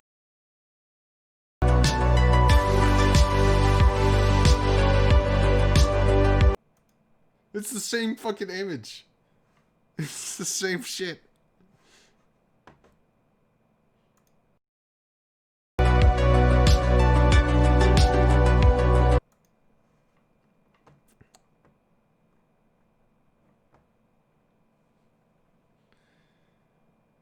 Grin News. Grow Grin. Do good.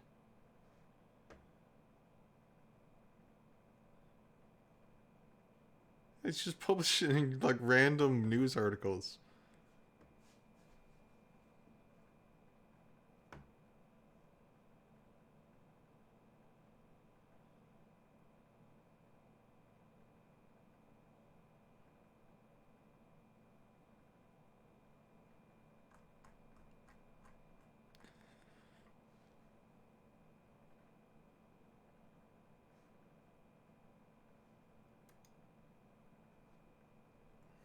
Hmm. Granax Intelligence Services. What is it? What? Oh shit! Here he is claiming he's doing jobs for the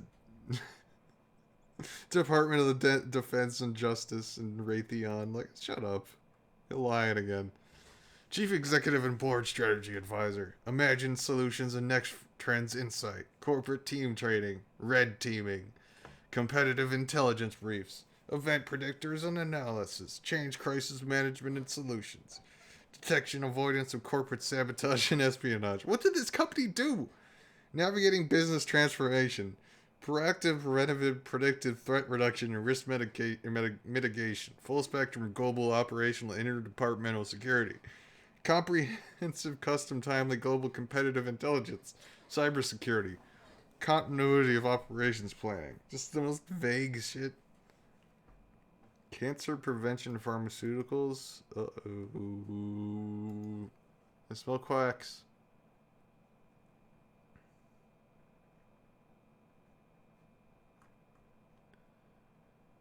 FAP.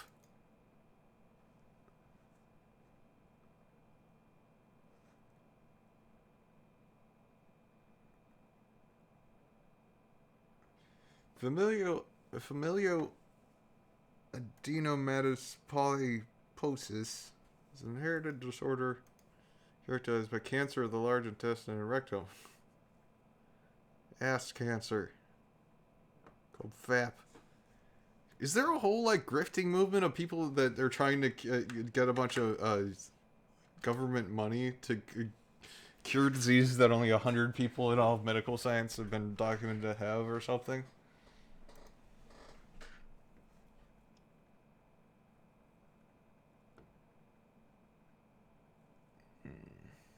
Frequency.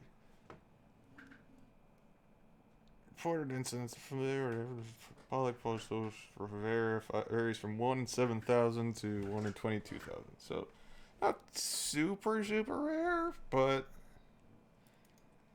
rare enough to grift on it and try to get government money for probably not even.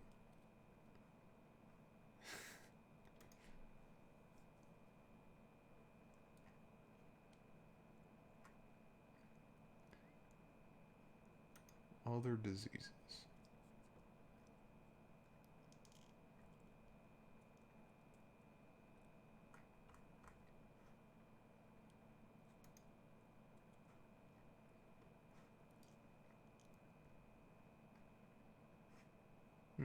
Who was here?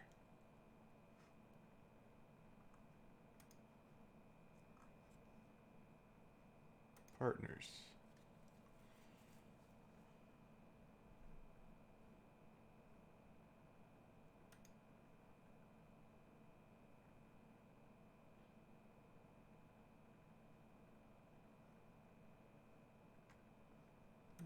Let's see.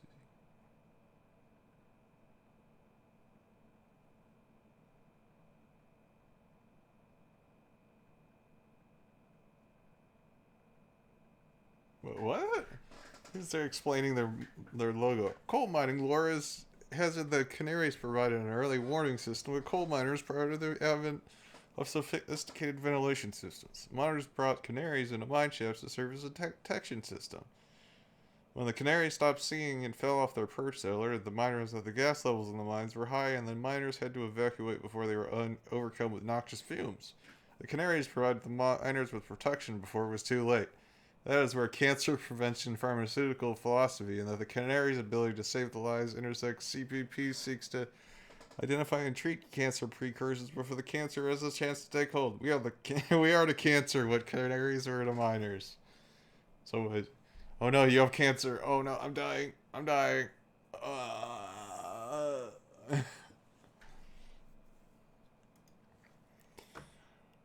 He's definitely. He's probably lying about all of this shit. It's Grinax.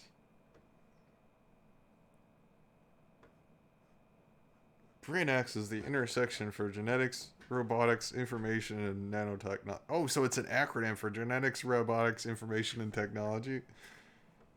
Futurists predict that in the near decade, Grin will completely transform market space. Never before imagined products, therapies, technologies, and markets will emerge. Conventional regulations, traditional financing, and corporate models will be disrupted.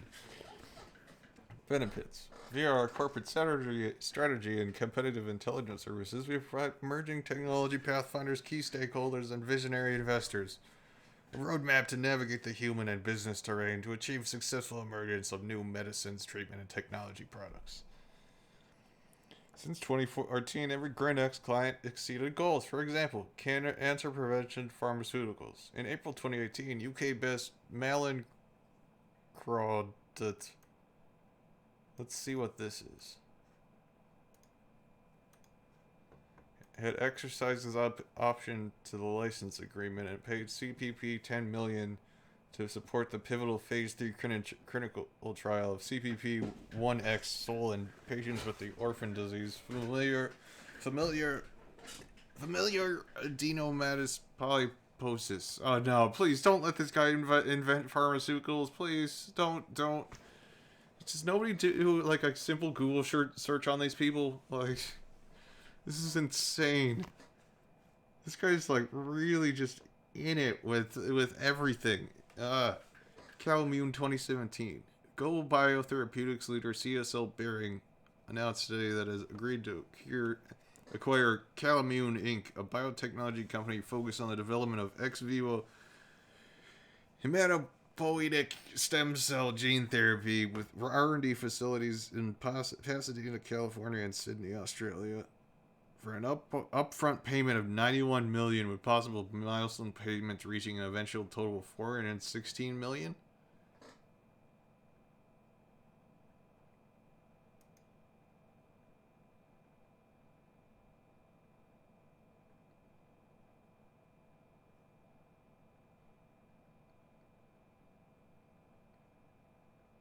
I'm not seeing GreenX mentioned anywhere in these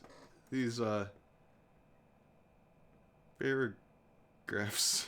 info@greenx.com is the email address.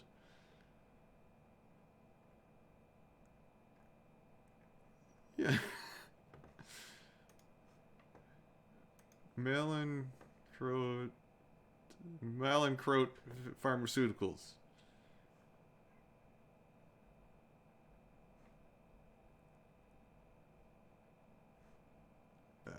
What is the executive committee?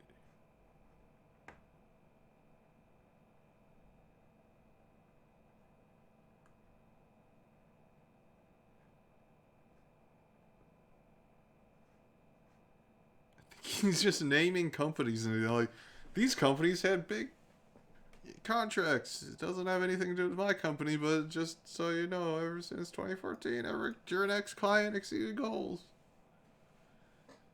We're not going to mention what we even had anything to do with these things.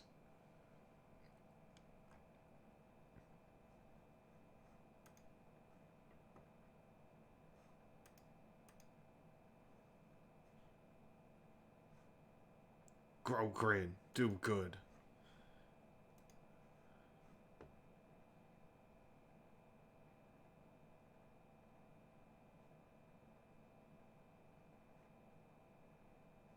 KQ, the kinetic quotient. Competitive intelligence. What is it?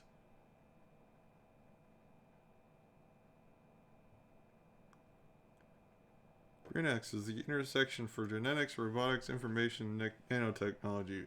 Futurists predict that in the near decade, green will completely transform the market space. Never before imagined products, therapies, technologies, and markets will emerge. Conventional regulations, traditional financing, and corporate models will be disrupted. Blah, blah, blah. Okay, so Warrior School, Christ Connection Chaplaincy,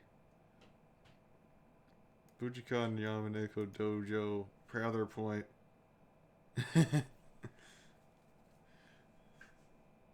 Oh, he's so bitter about it. Current events radio personality. KVY canceled my show falsely, claiming racism. Oh no. Lead instructor for women's self-defense courses and seminars. No! No! No! No! That's not cool. No. Adjunct professor. Primary professor for semester-length 4-credit repeatable martial arts and women's self-defense courses. No! No!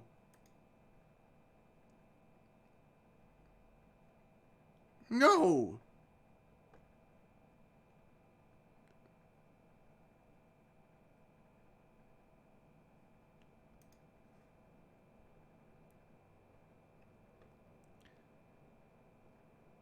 Special agent firearms instructor with the DEA. He got fired for raping people.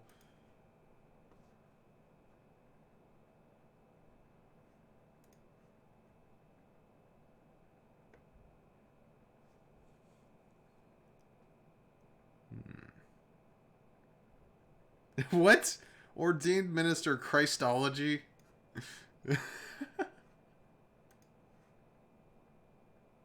Oh, come on, take me back.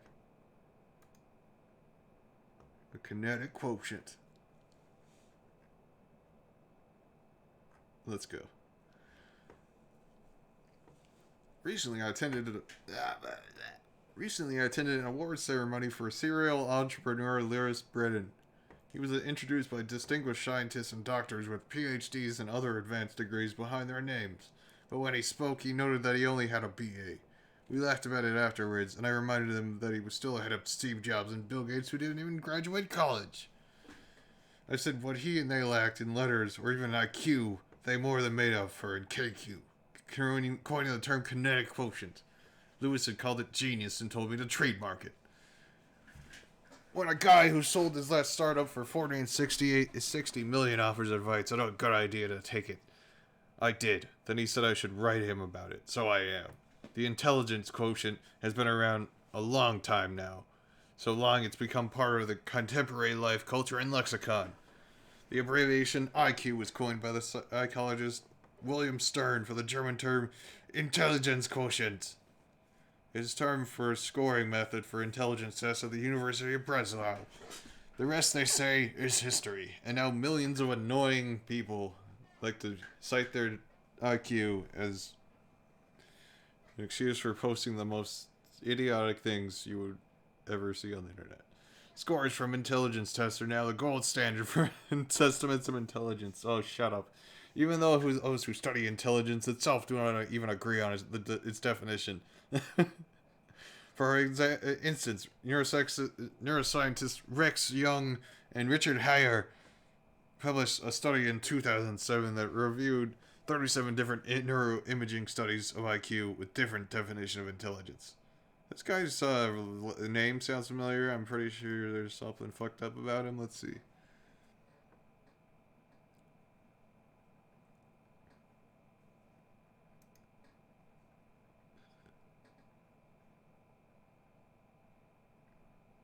Oh god. He's like, IQ. Applying IQ to IQ.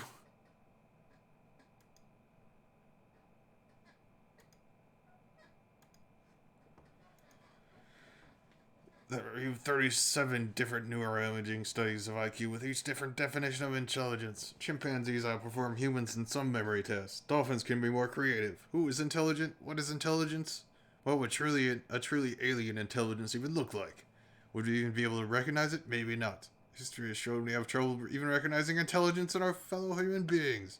Indigenous Americans genetically altered the grass teoscinite into maize corn and stabilized the continent's food supply, but we're never crediting it with great intelligence. The point is that, well, the experts cannot even honor the definition. The standard has already set. No, what are you talking about? If the experts can't agree on the definition, then there is no standard. We have to find ourselves by IQ, and in so doing, to find our world. We have limited it, and also us. And then the form of IQ, EQ was born. Emotional quotient and emotional intelligence quotient. EIQ is the ability of individuals to recognize their own emotions and those of others, discern between different feelings and label them appropriately. Actions speak louder than words is an old saying, so maybe it is time for a new standard. A standard that recognizes not just or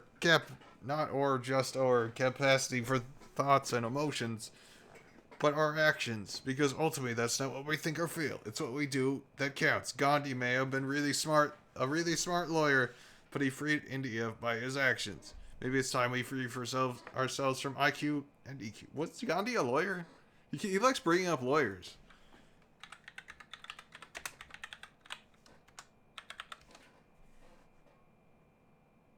Oh, he was a lawyer.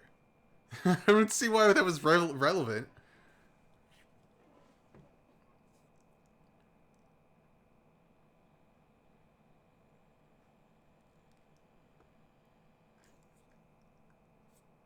Oh, I wish I had a throwaway LinkedIn account. It's like, oh, I wonder. No, I'm not. It's like, sir, I have enough,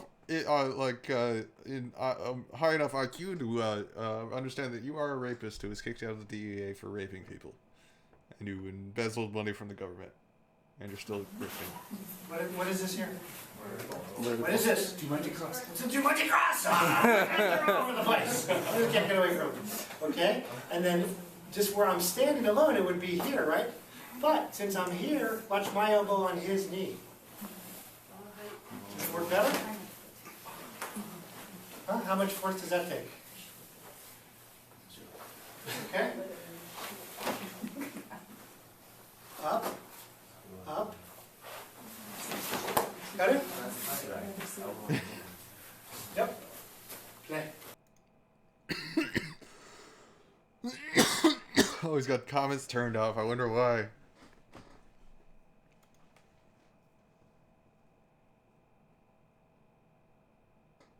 Oh god, he was a psychologist too. Oh, he's had so many jobs where he's like alone with vulnerable people. It's horrible. I think. Look, there's a Prather Point parlor account. Oh, she retired SOCOM soldier, ex-DEA special agent and DIA intelligence collector turned whistleblower targeted by the deep state. Now your intelligence officer exposing fake news to restore the public. Okay.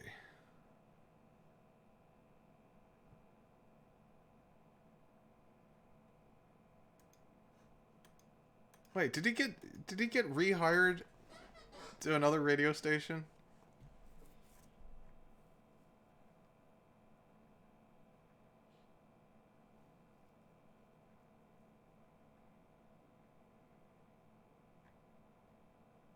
Okay, that's pretty much all the horrible things about Jeffrey Prather.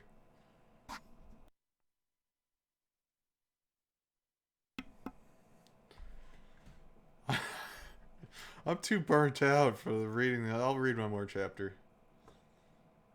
Oh, I've been live for 2 hours. How long is this chapter? I'll do this next stream. Unless I find another cult psycho. Good God. Oh, I didn't even check Clapper yet. Or did I? I checked it in one of my earlier streams that is now deleted. Okay, let's see.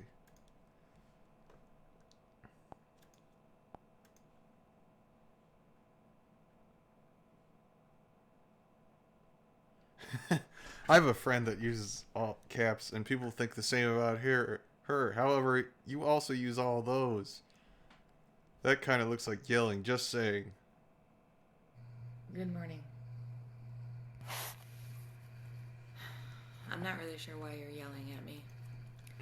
It I'm not is you, but you say you don't yelling. trust Lin, but you repeat his nonsense. Do fact search.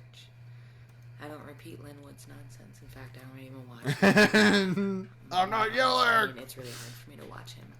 He gets...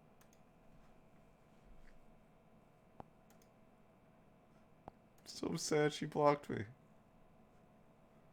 Pay me now, Miss Rich Person with expensive tattoos. Bet you are a landlord. Get a real job.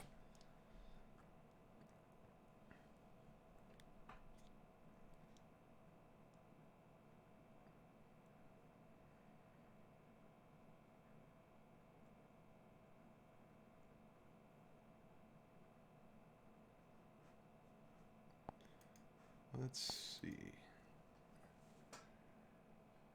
Showing the people that are.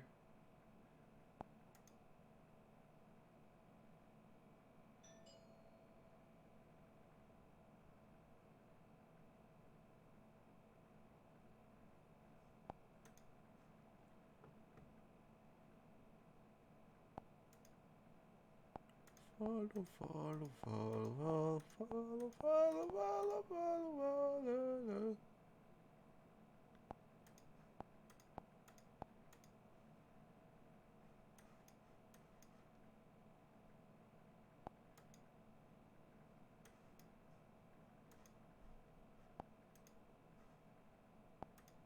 Making factual claims. Listen.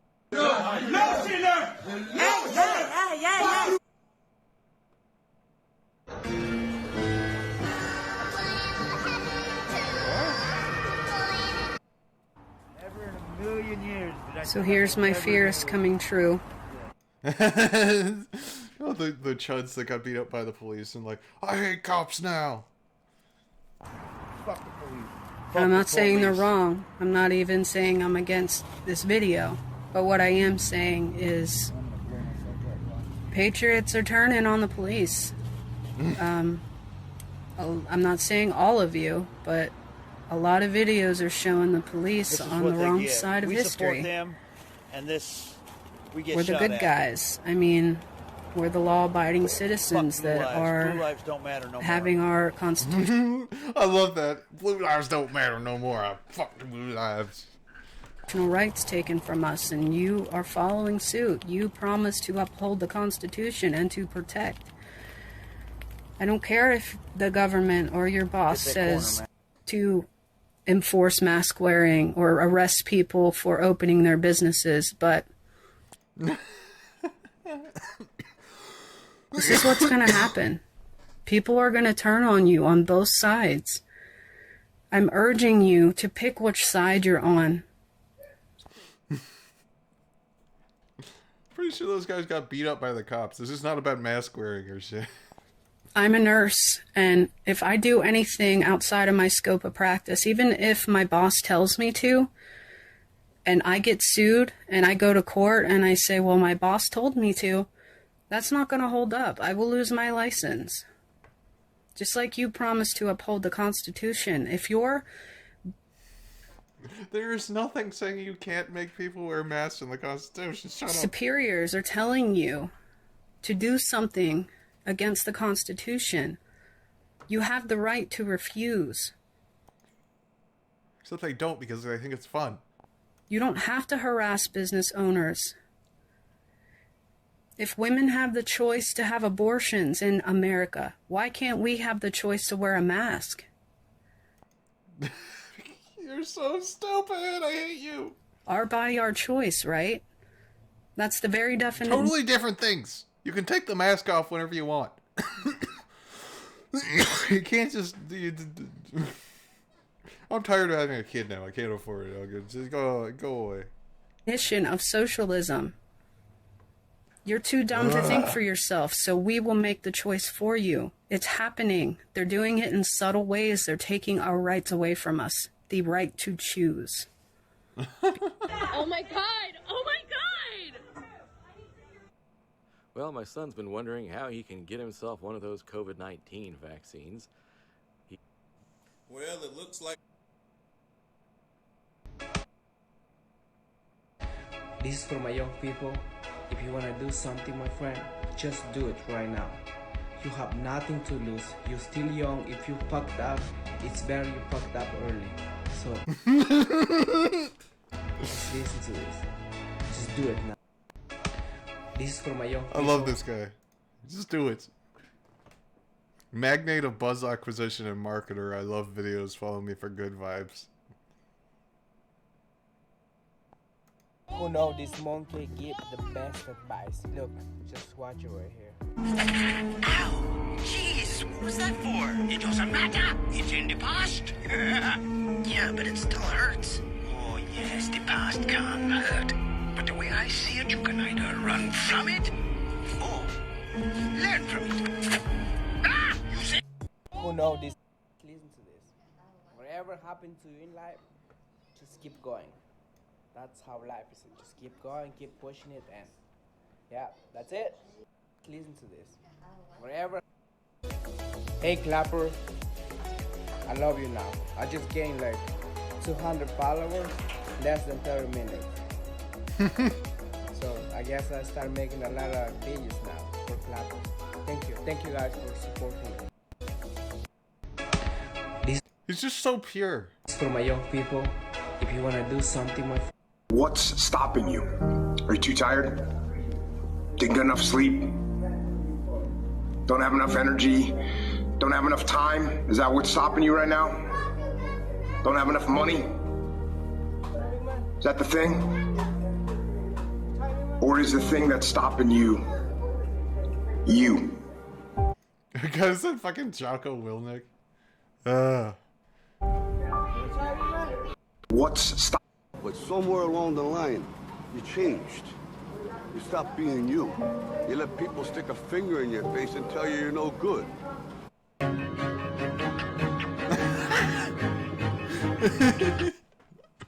How many continents are there? 7? He got it! What? He got it. Maybe. Australia, if we put it... Can I totally out? Yeah. How many continents are there?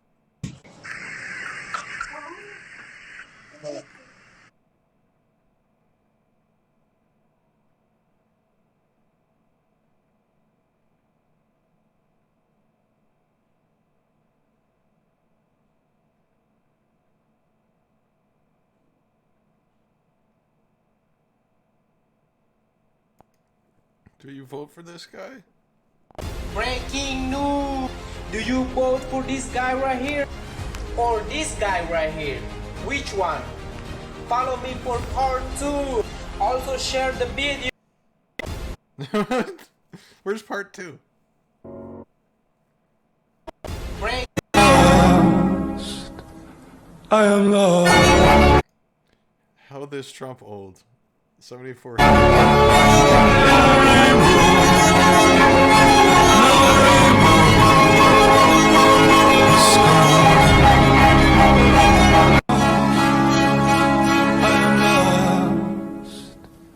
I am lost.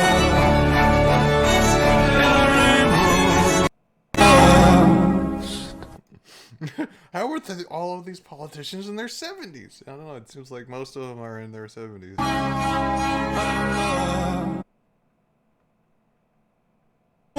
Breaking news! He's the richest person in the world. His name is Jeff Bezos. Net worth 113 billion. Follow me for part 2. Breaking. Again, there's no part 2. Breaking news. Breaking news. Who do you think is going to win? This guy right here or this guy right here? Well, doesn't matter who's going to win. I still making some videos, so make sure to follow me. Dog speech made the internet shook.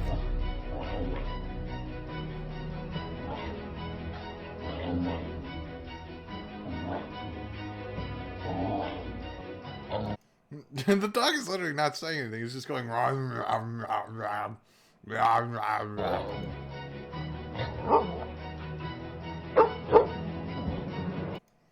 Wait a second. He's just ripping off this dog video. You can do the thing.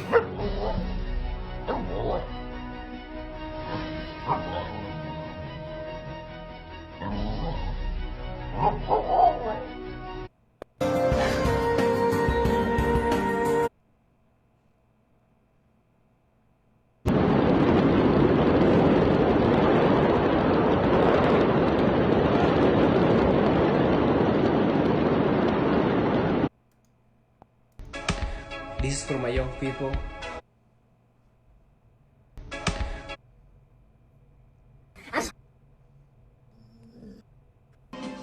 As the new year begins, So, well, it looks like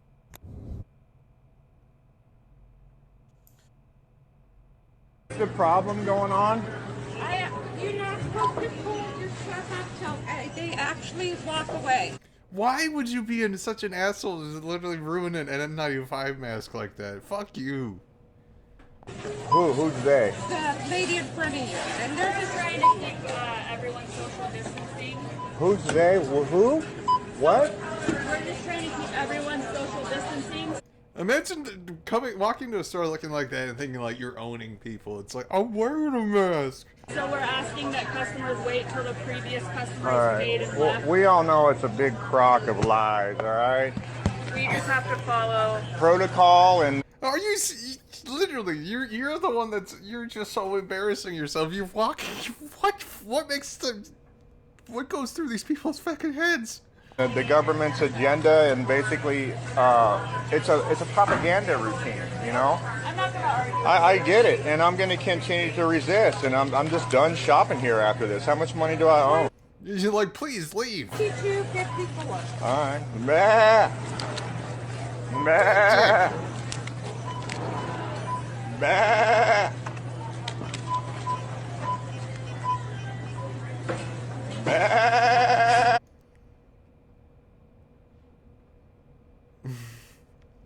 Yeah, just maybe take that toothpick out of your mouth if you're just asking for somebody to just punch you in the face because you're a total asshole. That's just what this guy needs. Just fucking knock his ass out, start stuffing his toilet paper in his mouth, and just leave him there until he walks out embarrassed like 10 minutes.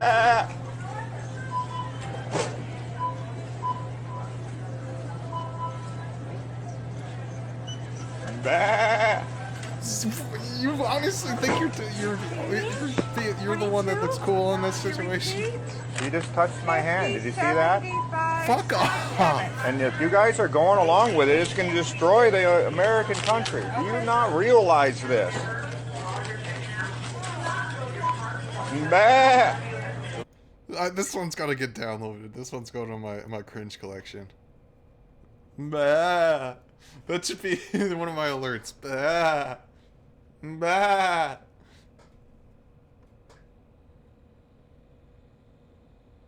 My food over there? Nope, it's in your cart. All right, good deal. You guys have a great day. You too.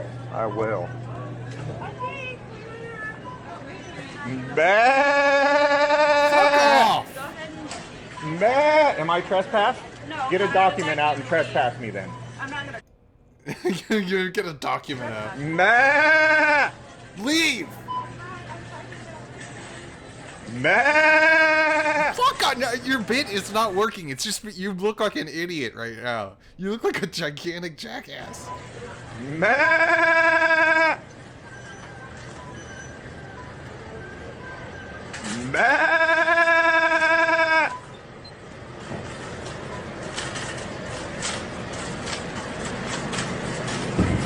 See what's going on in our America? It's ridiculous. Gotta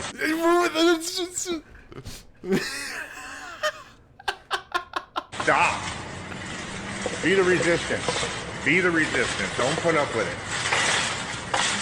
it. The problem going on? Let's see if he has any more. Oh, he's only got the one. The problem going on? Did you guys? Oh, this is really. Don't worry about it.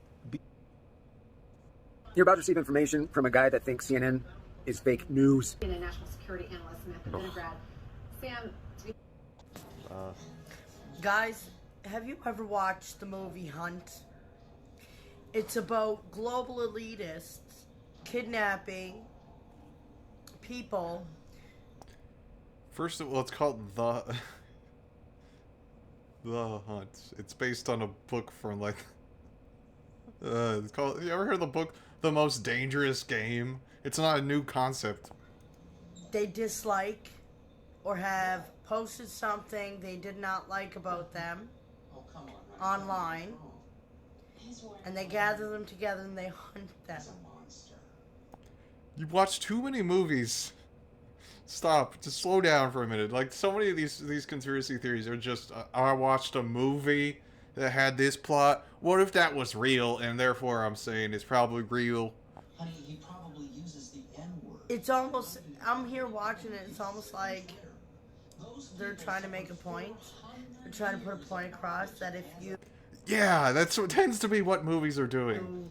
Speak out about the elite, then something's going to happen to you. That's not... You know, especially with everything that's going on. I encourage you to watch it. Just pay attention to what they say.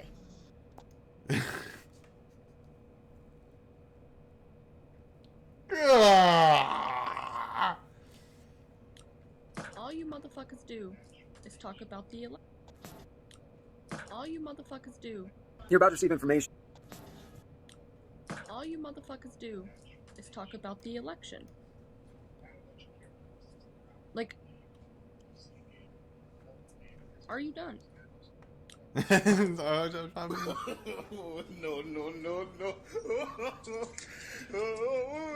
That is interesting.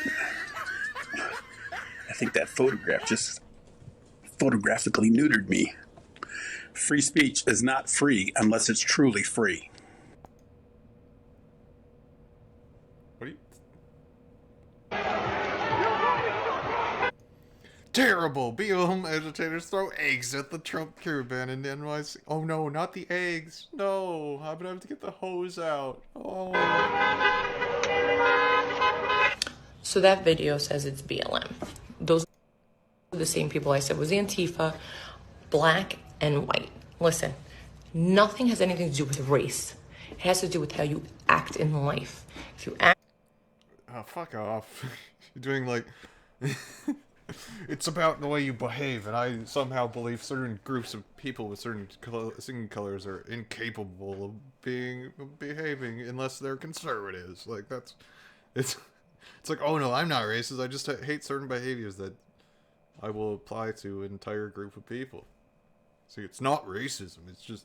inappropriately and act like an animal, you're called an animal. Doesn't matter if you're black, white, Chinese, gay. It doesn't matter.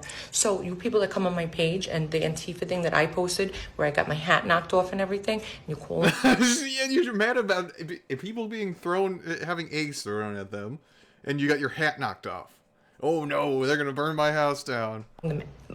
All these disgusting derogatory names because they're black, because those are the black kids in the video, that's disgusting. Don't ever come back here and do that again, because I don't believe in it. I also don't believe in people calling Trump supporters racist. Shut You up. are so ignorant, some of you, to think that you can categorize a group of people just because you don't believe in what they believe in as something horrible. Who do you guys think we all are? God? We're nobody. We're no one. God's God. We're... Well, the thing is, you enable people with a lot of power. That's the whole root of the problem. people, and we should love each other, and this is getting really fucking out of hand, so calm the fucking... Fuck off! Look, the Zuckerberg. Looks like more good news. Thank you, Trump. This is huge, and I'd love you to confirm or deny this. I want to know if this is true. U.S. President cancels Bill Gates' Project ID 2020, and he also is defunding the WHO. I think that happened a while back, and the COVID Trace Act. You know, this is epic how this... Fuck off. Woman charged after 7 children found in a vacant apartment. The way I understand it, the woman was there also, so the kids wasn't... Clapper.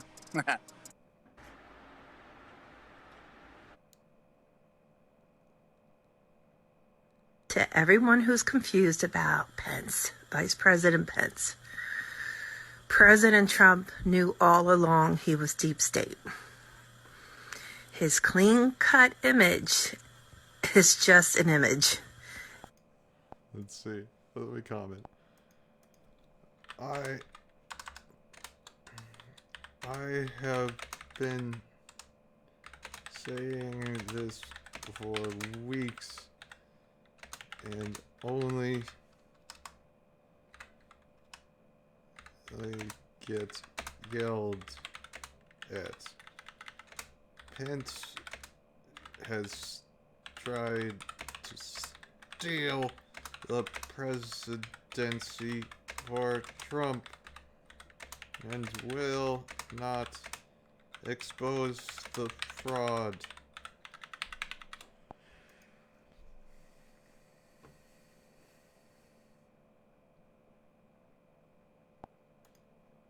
He's not clean cut, not on the inside. I've heard so many rumors about him, bad stuff about him. And I'm not going to mention it because I don't know which one. Well, I mean, when Q people start to turn on you, they immediately go, "This person is a pedophile." So it's obvious what you're talking about. Ones are true and which ones aren't. But I could tell you he's not with President Trump. He never has been. It's just all an act.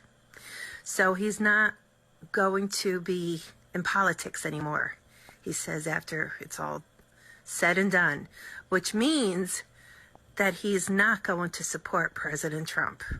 That's what it means. He knows he's done. He knows he's done on January 6th.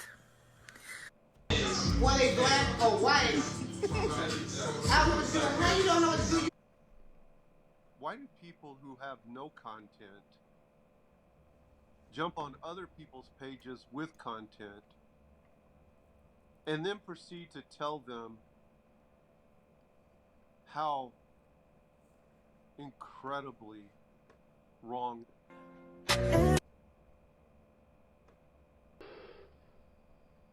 Oh god, the vape test. Fuck off. They think they're so smart. It's like, look, you can breathe, vape through it. Like, yes, you can also breathe in the mask, so shut up.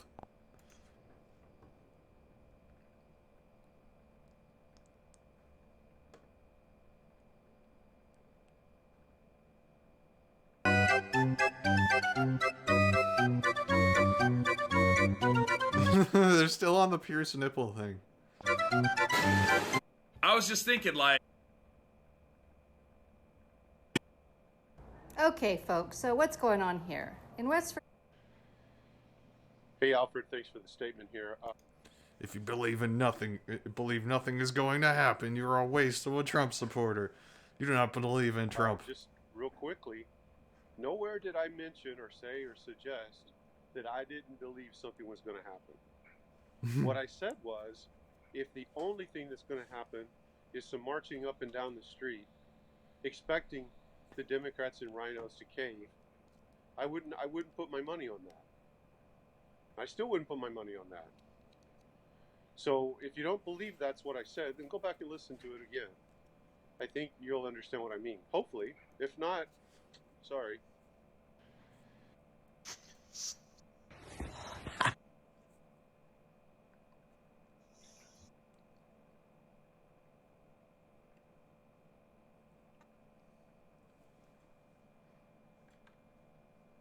Mike Pompeo is definitely a Navy. So our Secretary of State, Mike Pompeo, has been putting his accomplishments on display all day on his Twitter feed. I advise you to read some of these because they're quite impressive. And I know Linwood can definitely sound crazy, but look, because he is crazy. at his tweets. He says he loves the post that he has because there is a picture on both sides that he wanted to draw your attention to. So that got me thinking that maybe he's trying to say that Mike Pompeo is going to storm the beaches of the swamp. Eisenhower. What the fuck are you talking about? I went to my Twitter page and I saw this, so I retweeted it. It's interesting. So there have been more vice presidents than presidents in the past. So that makes Mike Pence the 48th vice president of the United States.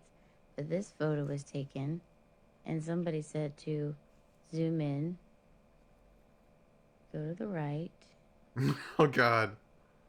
And you will see the number 49. Could Secretary Pompeo be the next vice president of the United States? So she thinks Linwood is writing oh yeah, we had a good stream today. I found another cult leader. Like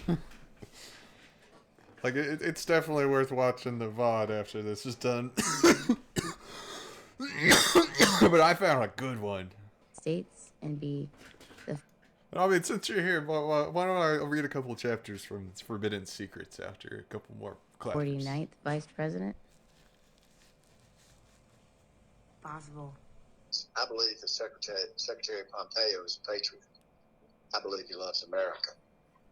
I believe that if Vice President Pence does as he suggested and suggests that he will certify fraudulent election results, I don't think he's worthy of the office. Because a man. Oh, yeah, I noticed that. Like, how is that happening? I'm getting like 12 views, some I got 8 views, and this one went up to 86. Like, how are some people finding these videos? Never certify a lie. But the way our laws of secession work, if Vice President Pence is not the vice president, if he resigns, the person that would make that determination would be the Secretary of State, Mike Pompeo. Is the State Department currently preparing to engage with the Biden Hey guys, it's 2021, and as president-elect, I feel like it's time to start taking you down some rabbit holes. So if you're ready for the first one, here we go. Robert Kennedy Jr. is JFK Jr.'s cousin. He's also an insane conspiracy theorist, and he's like big into anti-vaccine shit. He's doing an Instagram live, and this is back in July. And what I want you to do is take note of the questions that are coming up the screen and see how he responds. This is extraordinary on so many levels. The Deitch memo, and this... Touch your nose if JFK Jr. is alive. This memo, all of the documents that are not in the public domain, and the Deitch memo is one of those documents. It was a discovery document. This guy's just spamming this in chat until he touches his nose. Like, document that was given to me by Mike. Oh, he's fucking with them. He's fucking with them. Or he's either fucking with them or he's like, this might be useful for my grift. Whoa, wait. Whoa! Whoa! Did you see that? They asked him to touch his nose if JFK Jr. was still alive? And he did? Because people never touch their nose for any reason. Documents. It was a discovery document that was given to me by Mike Hugo, one of the original... Yeah, he did a little wink. He knows what he's doing. Lawyers in vaccine injury litigation. Thank you. Could not. They would settle before they got to a jury. And they had to do that because they could not have memos like the Deitch memo being paraded in a court of law. Okay. Could be something, could be nothing, right? Who knows? Maybe it's probably just a grifter grifting. Maybe he's being truthful. It's my job to bring you the information and for you to do your own research, discern it, and tell me what you think, guys. Trump 2020. My man needs a Benadryl. Okay. Hey, guys, it's 2021. Yeah. I'll have to read it. Hey, I put him on here. Ah!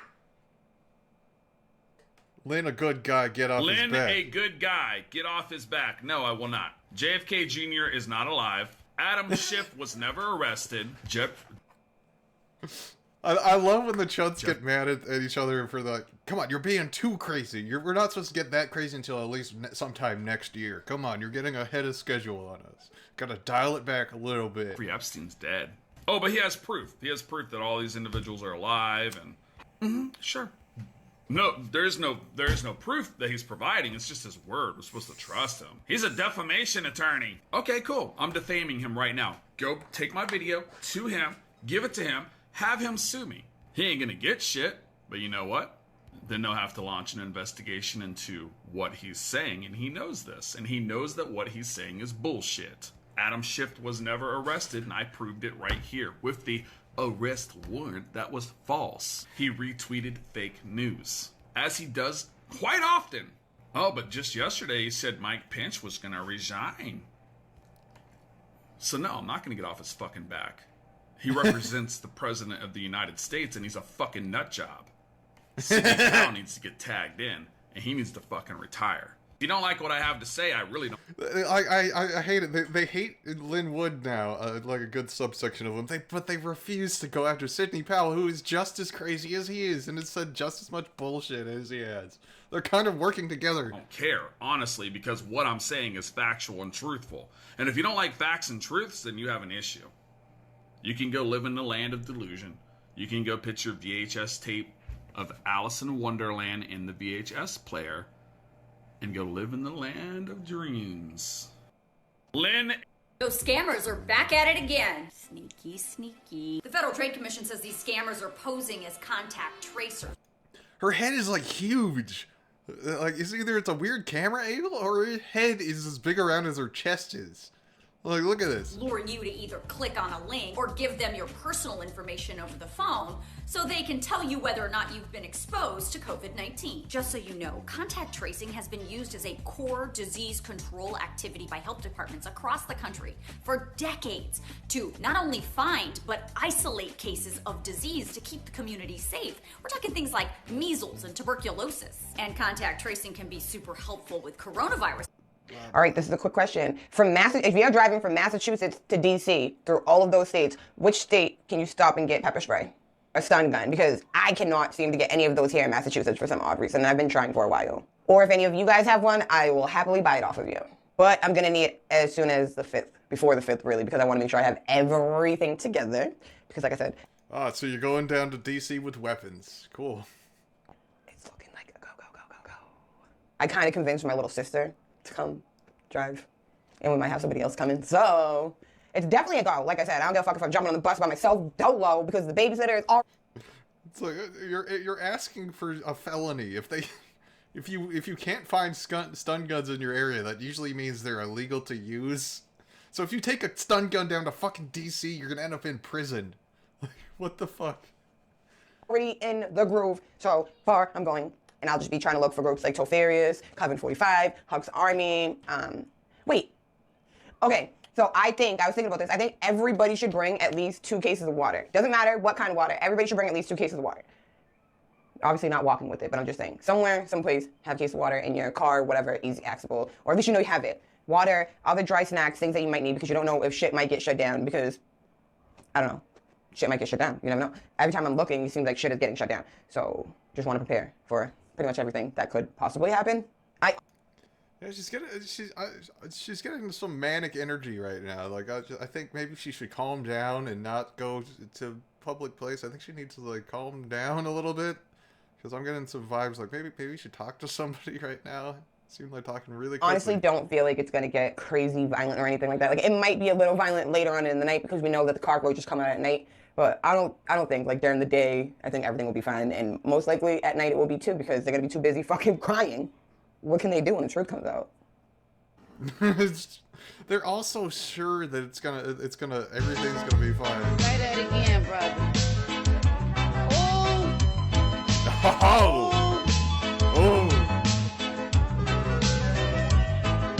Oh, come on. No, don't arrest him. The cops sucker punched somebody that was handcuffed. Like, what do you expect? It's like, you act like an asshole, somebody's gonna be like, what fuck? Why did you have to act so mean?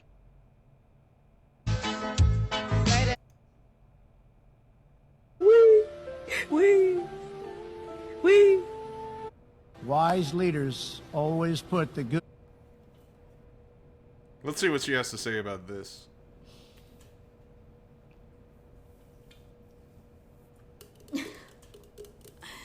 I don't even really have anything serious to say about this, but I think this. Again, she's gonna have the brainworms which she doesn't understand that people on the left don't like Nancy Pelosi. She's like, oh, they're attacking their own side now. It's like, no. It's quite hilarious. If Pelosi would have made a bigger payment than $600 instead of putting more money in her pocket, maybe this would have never happened. She's a fucking millionaire, and she wants to give people $600. Well, I hope you enjoyed the pig head and red paint. But what's even funnier is the media was silent. No, it's all over Twitter right now. It's not that big of a story. The thing is, like, it's not a developing story. What are you going to spend 24 hours, like, just talking about? And the paint has become drier now. We are in the helicopter. We can see right now that they have used something like Rust-Oleum or possibly that other brand of paint, the Sherwin-Williams. We can't confirm at this point. The black paint may be a different brand than the red paint, which may be latex paint. We're trying to track down where the pig's head came from. We've made calls to butchers all over the city, where we'll keep you updated as this story develops. Oh, we have just heard word that one of our gardeners has just walked by the paint. Like what? They just don't get it. Like this is not a story that you can cover all day. Like, they'll maybe mention it once because that's all that there is. Oh, Nancy Pelosi's garage got spray painted. Trump 2020.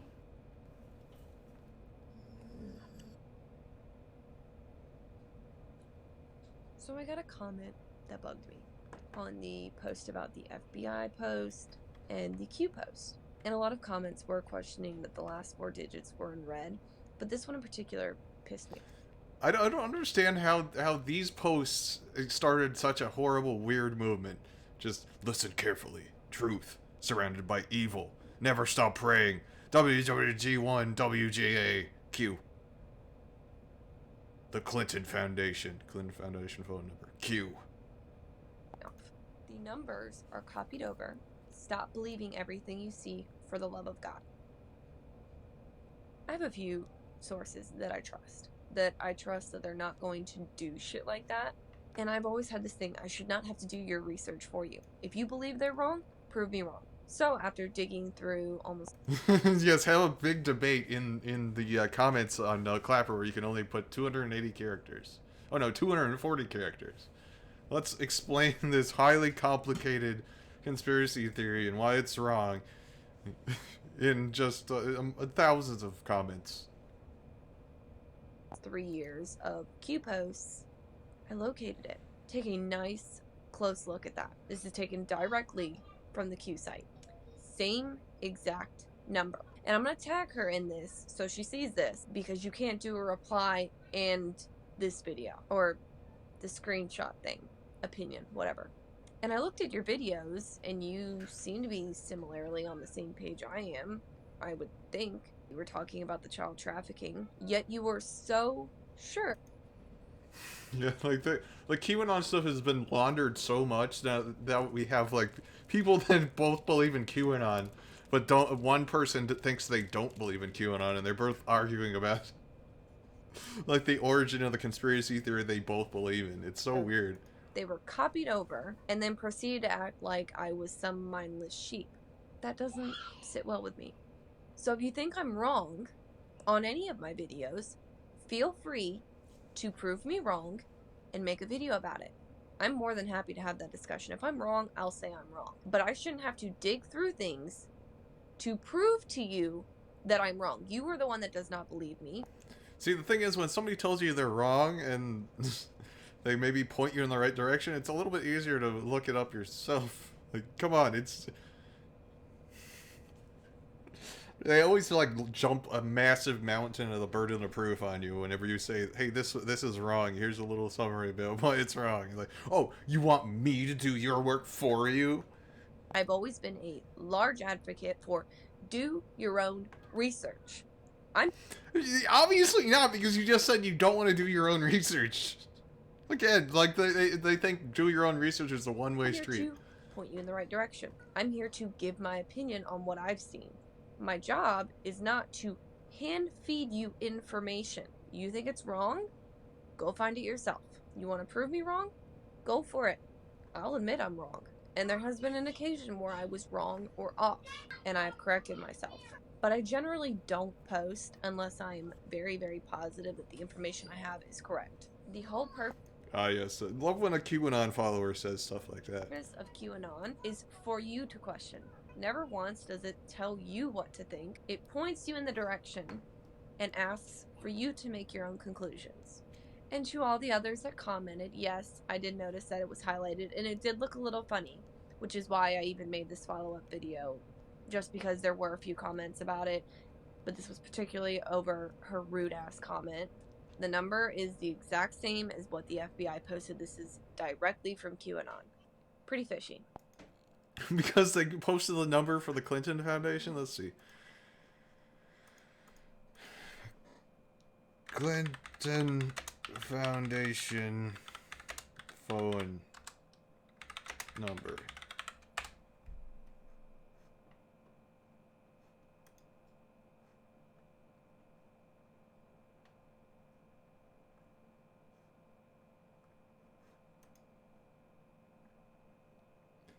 Oh, I think they don't show their number anymore after the whole Q posted their number.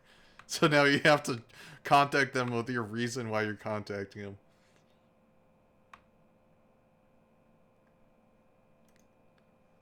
Give by mail, phone, or wire. Yeah, they probably took that number down because Q posts about it. Let's see if I got any new Parlor shits. Okay, nothing new. I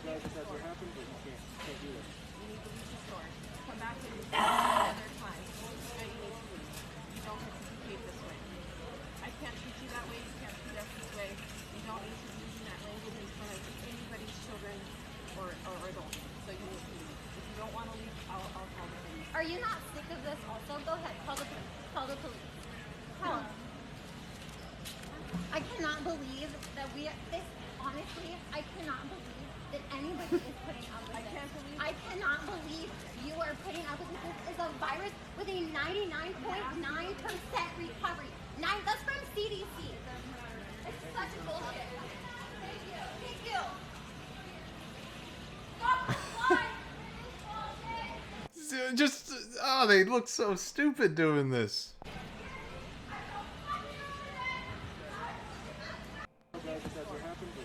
I gotta show you guys. Did this?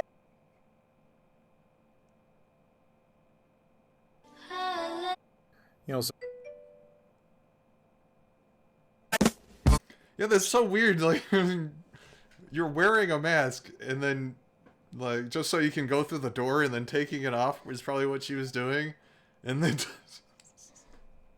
she thought she was sneaky. Like, just fucking wear it. Shut up. That's so Dr. dumb.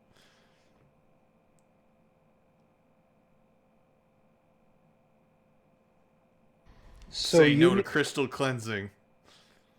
Do you cleanse them before you ship mean them? to tell me that this incredible quartz that's been around for millions of years is going to be corrupted by our puny human energies? I don't think so. I'm not a believer in cleansing of crystals when you get them. They come to you because they have the energy you're supposed to be experiencing. If you cleanse them, you eliminate that energy. You want the energy fresh and straight from the stone. So if it's... Wait, but if you're saying human energies can't, they have more power than human energies can affect, and you're saying, but you can wipe out all their magic powers because what?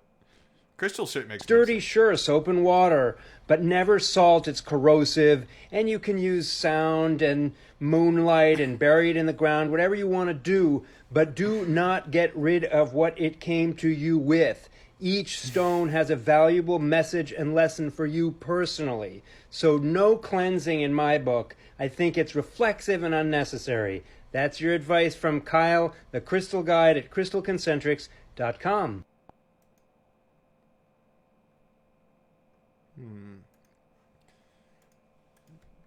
Crystal Concentrics.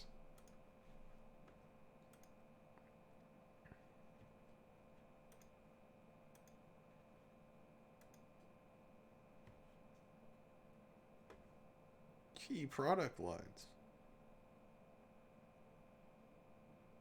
Carvings and skulls.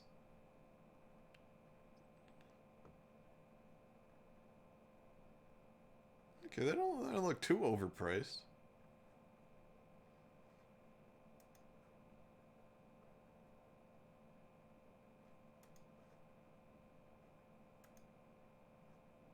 Crystal Guide. I've been working with stones for 30 years, and it's actually Moldavite that got me into it. But I'm making this video to talk to you about the 3 grades of Moldavite that I have identified myself. First, there's what I call popular grade, anything that's under $100, and there's plenty of that. Then I have what we call collector grade. This, for example, is a very interesting one. It's got like a little cave in it, and it stands up. And this one here is very cool shape. We move up, but we stay under $500. And finally, we have what I call enthusiast's grade. If you're really, really into it, you're willing to spend $500 to $5,000 or more. Who does that? On Moldavite. So if you're interested, contact me. What is Moldavite? Moldavite.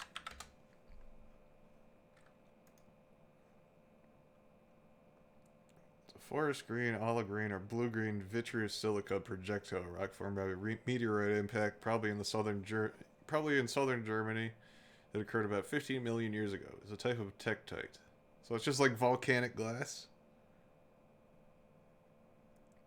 Let's see. Properties. Chemical forming of moldavite is silicon dioxide plus aluminum oxide. Its properties are similar to those other types of glass, and reported Mohs hardness varies from 5 to 7. The total amount of moldavite scattered around the world is estimated at 275 tons. Oh, so there's not too much of it. There are 3 grades of moldavite. High quality, often referred to as museum grade, medium quality, and regular grade. All 3 grades can be told. He didn't invent the 3 grades. He just invented new ways of saying all the grades. The museum grade has a distinct fern-like pattern and is much more translucent than regular grade. There's usually a fairly big difference between the price between the two. High-quality moldavite stones are often used for handcrafted jewelry. Let's see if I can find where you can buy moldavite cheaply.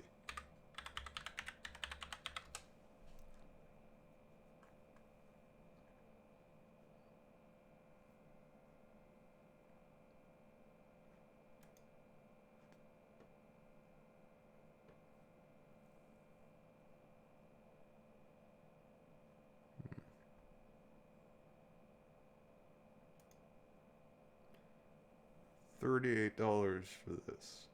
What grade is it? Medium size, collector grade, genuine rough moldavite. Now, this guy's jacking the price way up. How big is it?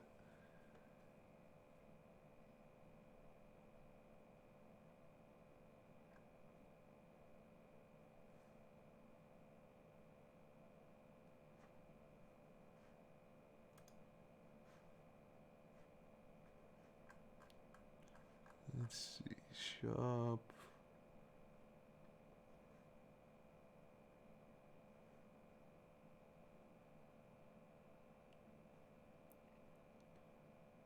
Specimens and display pieces.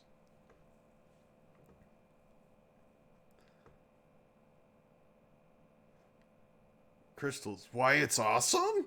Fluorite. Yellowstones, the webinar.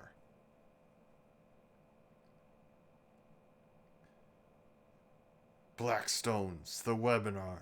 Green stones, clear quartz, the first webinar.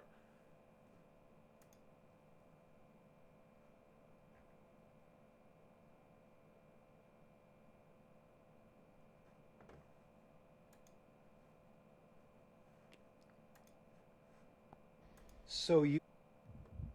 What is going on, fellow patriots? Read this right here. Read this. Read this. Read this.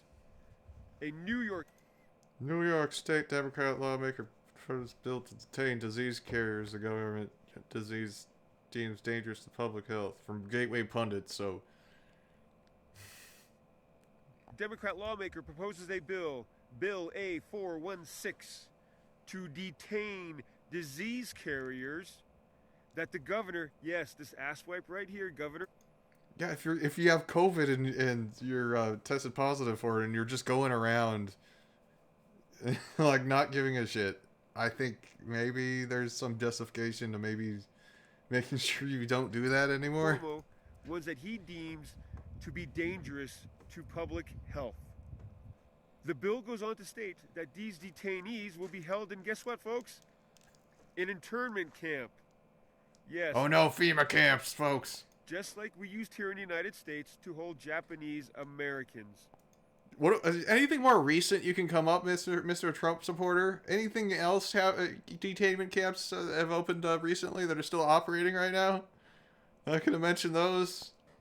Japanese American citizens were detained in internment camps right after the bombing of Pearl Harbor. An internment camp is used to detain civilian citizens, especially those with ties to the enemy during wartime. So I'm curious, what wartime are we in? You don't need a war to have internment camps. The word intern means to put someone in a certain area, and a camp is a place where you put the people in the camp, and And what enemy are we tied to? Because you know who's going to be in these camps, right?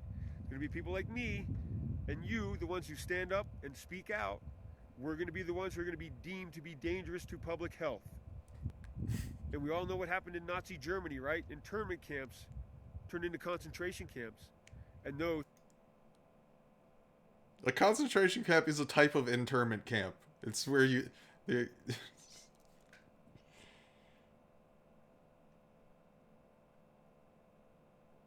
turned into extermination camps. And don't put anything past these mofos right here, people. He actually gets it's a Pokemon evolution. It starts out with internment camps, then they evolve into concentration camps, and then they evolve into an extermination camps. See, they have to become the third form, they need a big chunk of Moldavite, and then they'll automatically evolve. Yeah, it's weird. It's like I'm feeling this. I would hate to find out like. Okay, well, now that everybody's got the vaccine, we found out you can still get it. Still. No shame at all, and they will openly tell us what they plan on doing, and it doesn't matter how bad it is. They're spitting in our face, and they want to know, are we going to stand up and fucking punch back? Well, yes, we are, and it all starts January 6th. Folks, Trump 2020, keep the faith, drain the swamp 2021. Clapper's going to be so interesting on January 6th. It's going to be like, well, nothing happened down there. I'm so disappointed. We lost. Ah! Well, we'll just find another way to push it off till another week and just keep repeatedly experiencing the same disappointment repeatedly over and over and over again. What is... Never in a million years did I think I would ever do this. Fuck the police. Fuck the police. Yeah, the Chuds hate the police now. These comments are going to be so funny. I'm gonna blow myself up. Watch.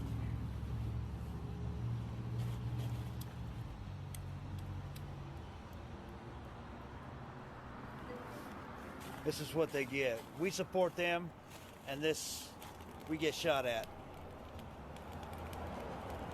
Fuck blue lives. Blue lives don't matter no more.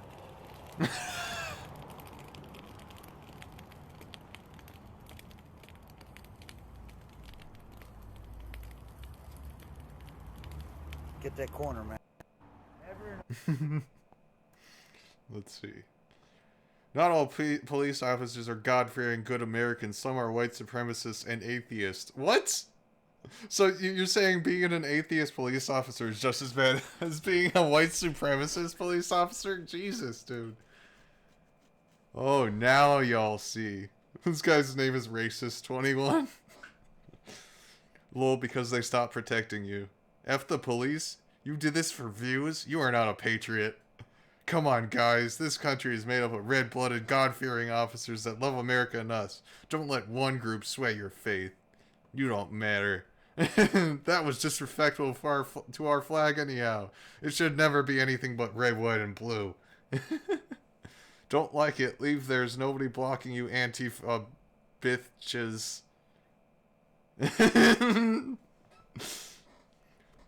Blue lives will always matter. Joy, I'm gonna need you to comply with tyranny, and if not, the police will be right over to arrest you. Show your face, shithead.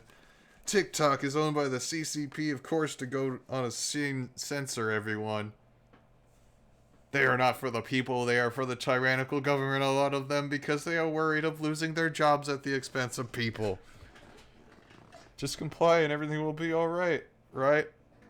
That's a pretty broad statement, yo. I agree to an extent, but you are casting darkness on a lot of the faults of a few who are dirty. Isn't that goved? Also, two wrongs don't make a right, yo. Antifa members acting like Proud Boys. Is that straight from the underground? What happened? What changed your mind? If you would have done that, what you were asked to do, they wouldn't have shot at you. Well, obviously these guys are gonna get shot. That's a big statement. Wow, you sure? Cowards hiding their faces in the dark. I hope the police charge you for arson against the flag. Flag.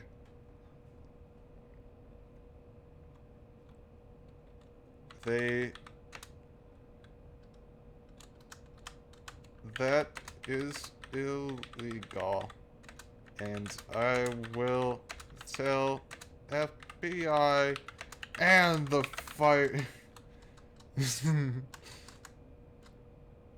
That is illegal and encourages the kids to play with fire.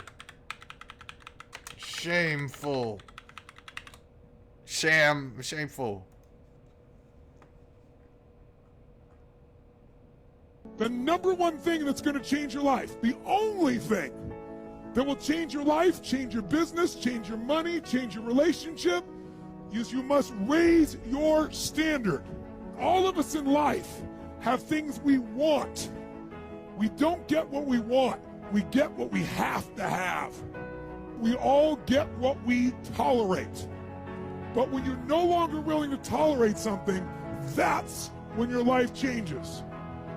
The difference in people is their standards, period. The number one thing that's going I hate that self-help motivational speaker shit. It's like, well, you just don't want to be rich, which is why you're not rich. This is for those of you who do not have any... What's up, Halen? Me. Found you and followed what happened in your life.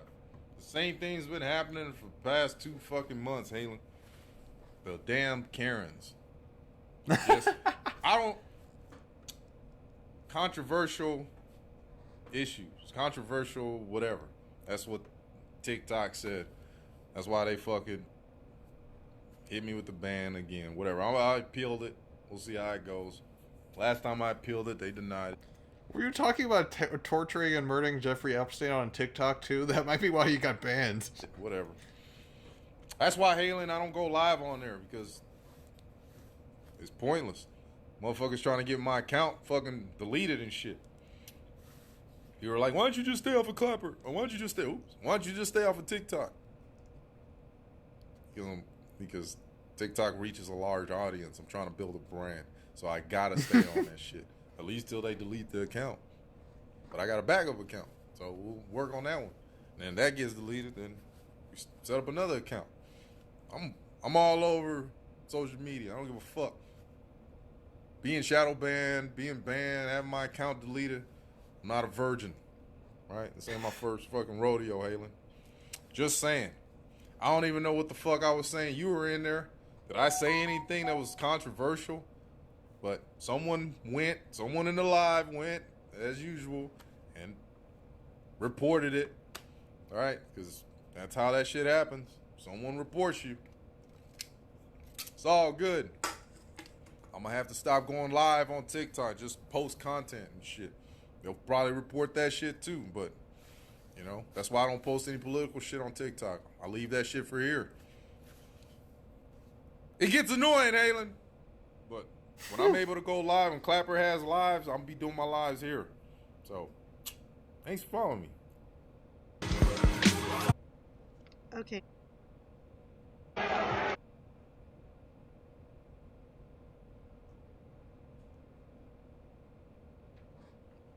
Sarah Michelle Boone from Arizona has 3 kids that have COVID. Now, she said they got COVID because they refused to put on a mask. And they refused to keep one on when out in public.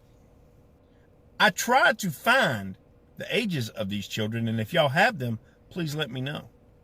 But I do know, no matter the age of the children, you don't kick one that's in the floor, punch another one in the face, and jack another one up by his neck against the wall. You don't do this while drunk and then run off when 911 is called and then get in a fight with the cops and get your ass tased and hauled off to jail. This sounds like a because you clusterfuck said for you the were jail. mad at your kids because they had COVID for not keeping on a mask or for not. Sounds like Arizona. Pour the gas, light the match, set the night on fire, set the blaze, let the flames. I just don't like redheads, allow them out. Anyways, burn all redheads. This guy gets so mad about people pointing out his red hair. It's hilarious. It doesn't look bad.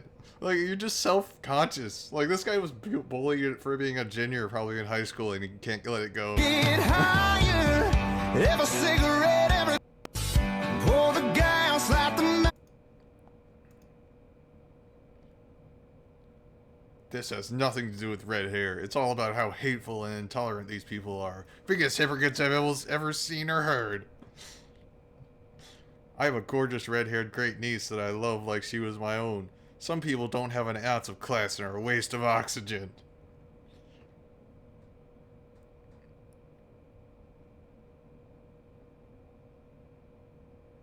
That's a shame. We are the 1% that will always be unique. Not to mention, we are the unicorns of society. What?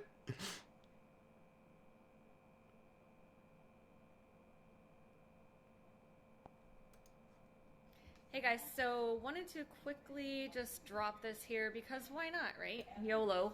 YOLO! So I have 3 spots left for my online training challenge. So it is...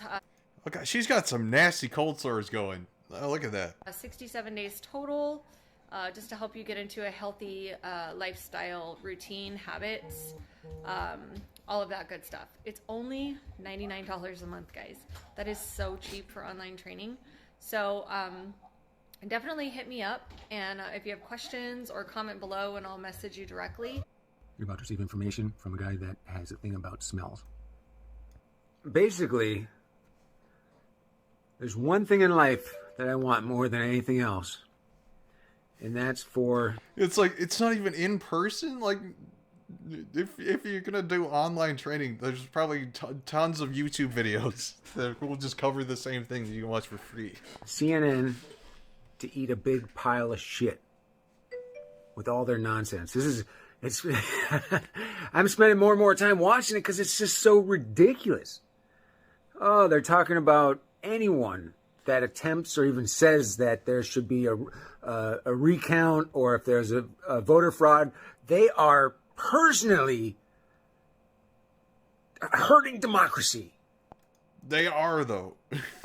And our chance of ever having a fair election, because we want a fair election. So we want a fair election because we're doing that. We don't.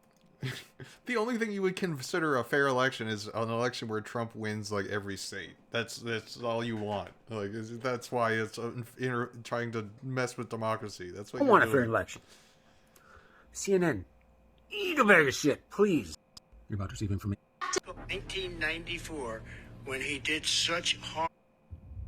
So this guy, you sucker for falling for that outlandish stupidity. I think his name is Disloyal American, says you. Last Royal, not Disloyal American. What? A sucker for falling for that outlandish stupidity. So what stupidity have I fallen for?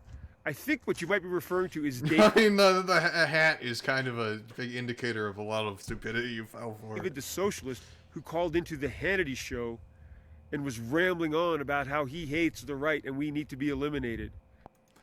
Yes, I'm pretty sure that was... I'm sure a socialist that called into the Hannity show that was just saying right-wing talking points was actually a socialist and not just a conservative trying to manufacture their own evidence to the thing that has no evidence behind it. Well, guess what, bud? It's not outlandish and it's not stupid because those people exist.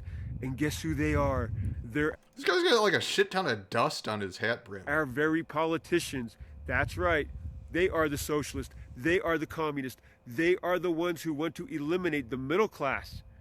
There's only going to be the very poor and the very rich. So maybe you're the sucker for falling for what they tell you. Why don't you think about it? He's just assuming so much. It's like, The socialist called into Hannity saying, I love to burn the flag and I hate America. I want everybody to be poor. I am a socialist, a real socialist, and not just some conservative trying to blah, blah, blah. Use your brain before you start rambling on about people being suckers. Because you're the one in everybody else's post, and my post too, going, there's no fraud. There's no proof of fraud. What court has seen the fraud? There's no fraud. Well, guess what, man? Just because I don't give you an IQ test doesn't mean you're not fucking stupid. And the fact that every single one of your posts is a regurgitated TikTok post goes to show the level of your intelligence. The fact that you can't come up with your own free thoughts, stand in front of a fucking camera and speak your mind. You go onto everybody else's post and leave dumbass comments like this one.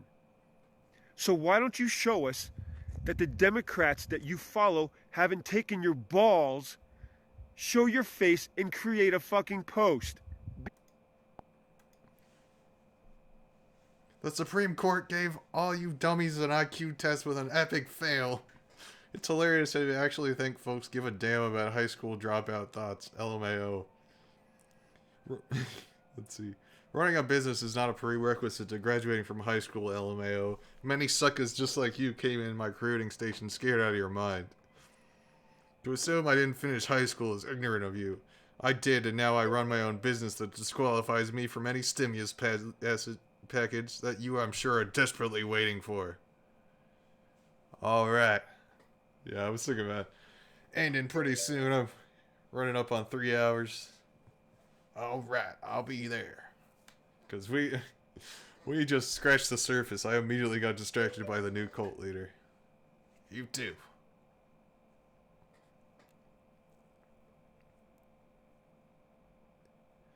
Free speech means I say it how I want to.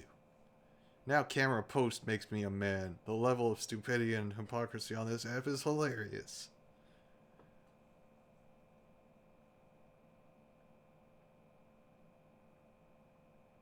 Troll is high praise coming from you guys. That has never proven anything they say true or not one damn prophecy. I mean, it's always the ones that hide behind others that happen to leave the most ignorant and hateful comments. Well, would you look at that? Another... What's up, y'all? So, we got voter fraud like crazy that most of us can... America. Now, despite the fact that we have seen the video of the RV on one side of the street and explosion on the other side of the street at the AT&T building, there's no evidence that the voting machines were stored in there. There's no evidence of that. And despite the fact that other building in New York City that was burned to the ground on Christmas Day, that was supposedly had printed off all of those ballots that were pre-printed, despite the fact that it burned to the ground, there's no evidence that it printed those ballots, those fake ballots. And finally, despite the fact...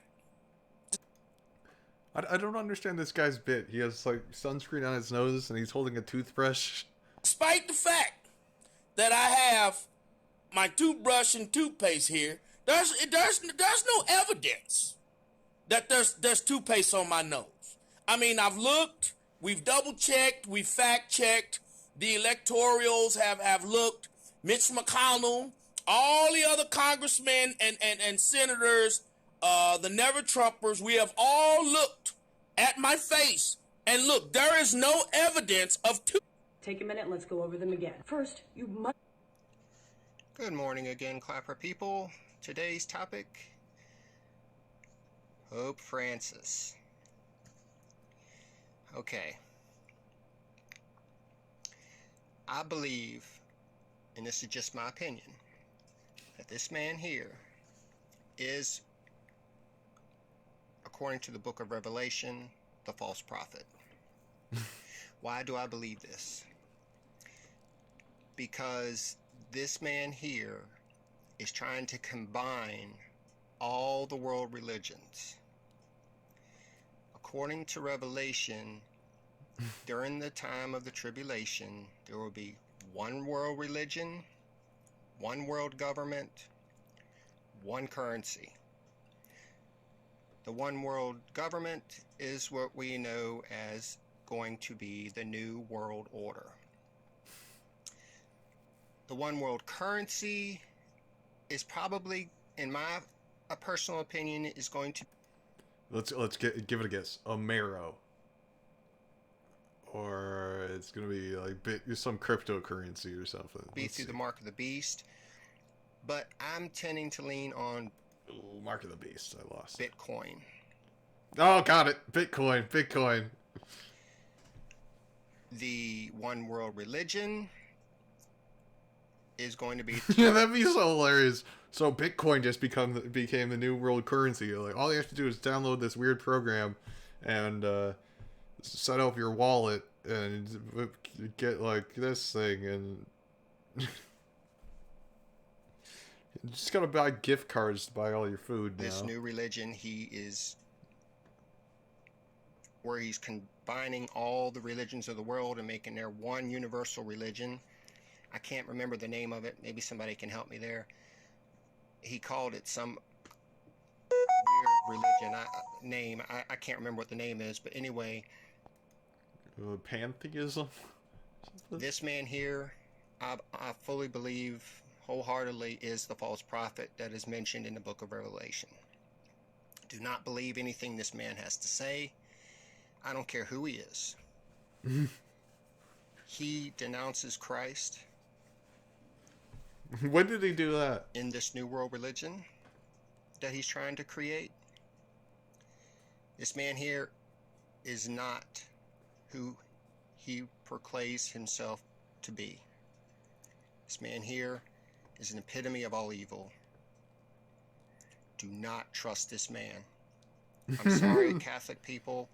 I just do not buy it. He is described, from my interpretation of reading Revelation, and I've read that book multiple times, he has filled all the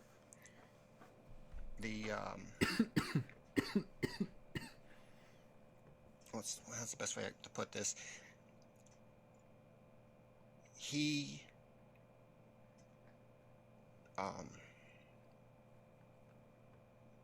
meets all... Just end the video, you're out of stuff to say. The criteria, according to Revelation, of the false prophet.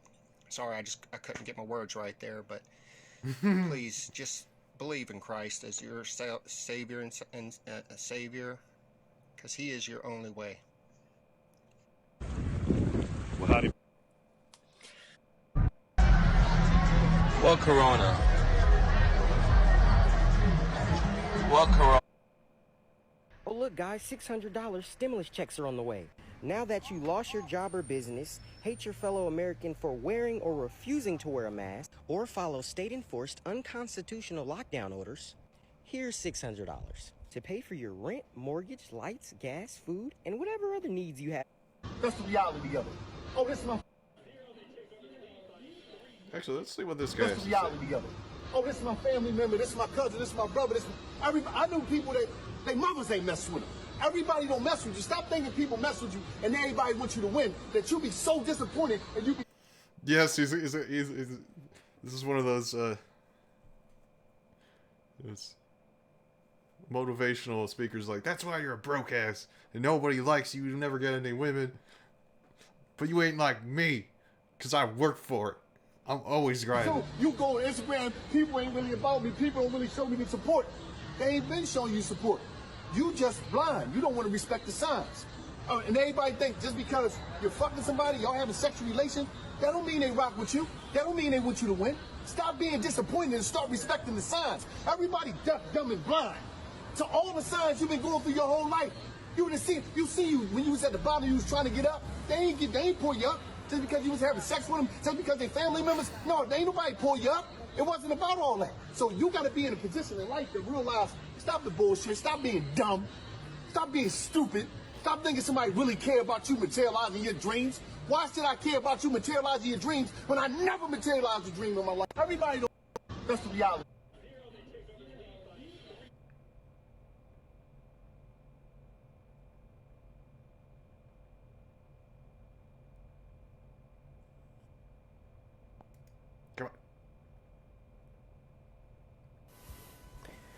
Well, you know, this notion of cancer as a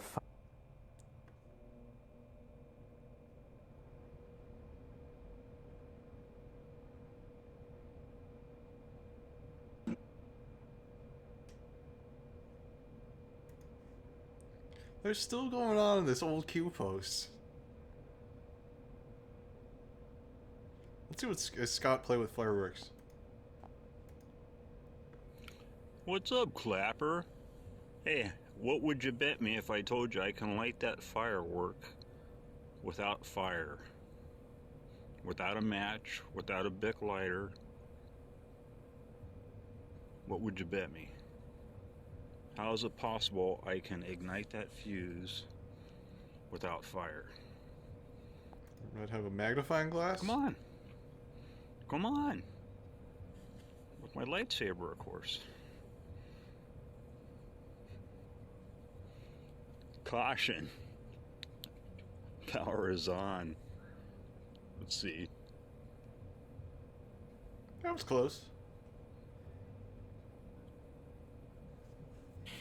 I'm out of here.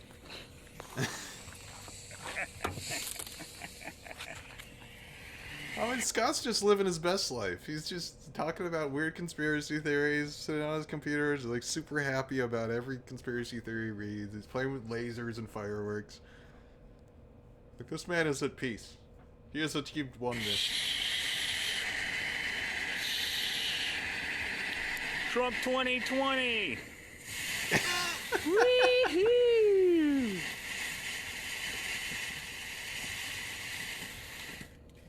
Yeah.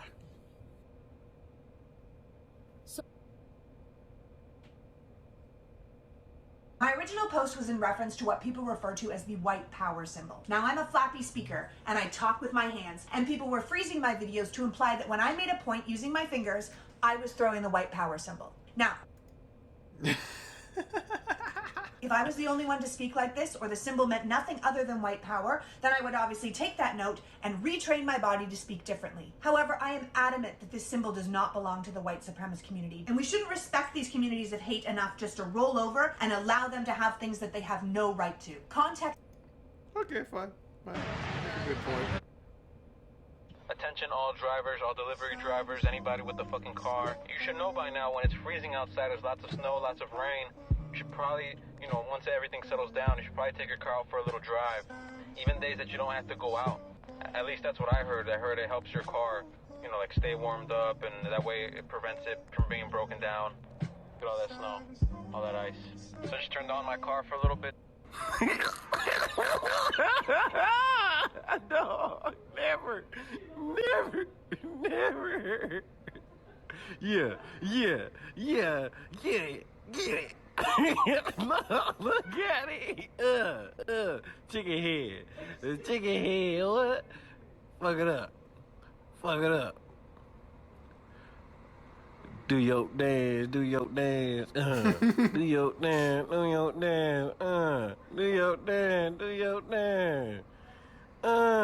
Don't bust your shit now. Yeah, talk your shit. Oh,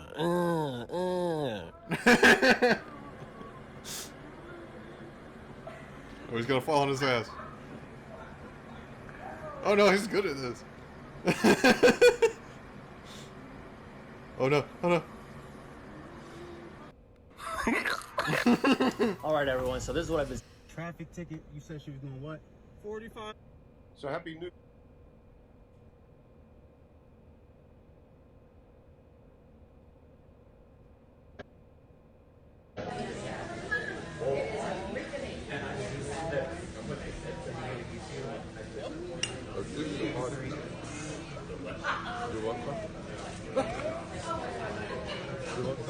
No, I'm okay.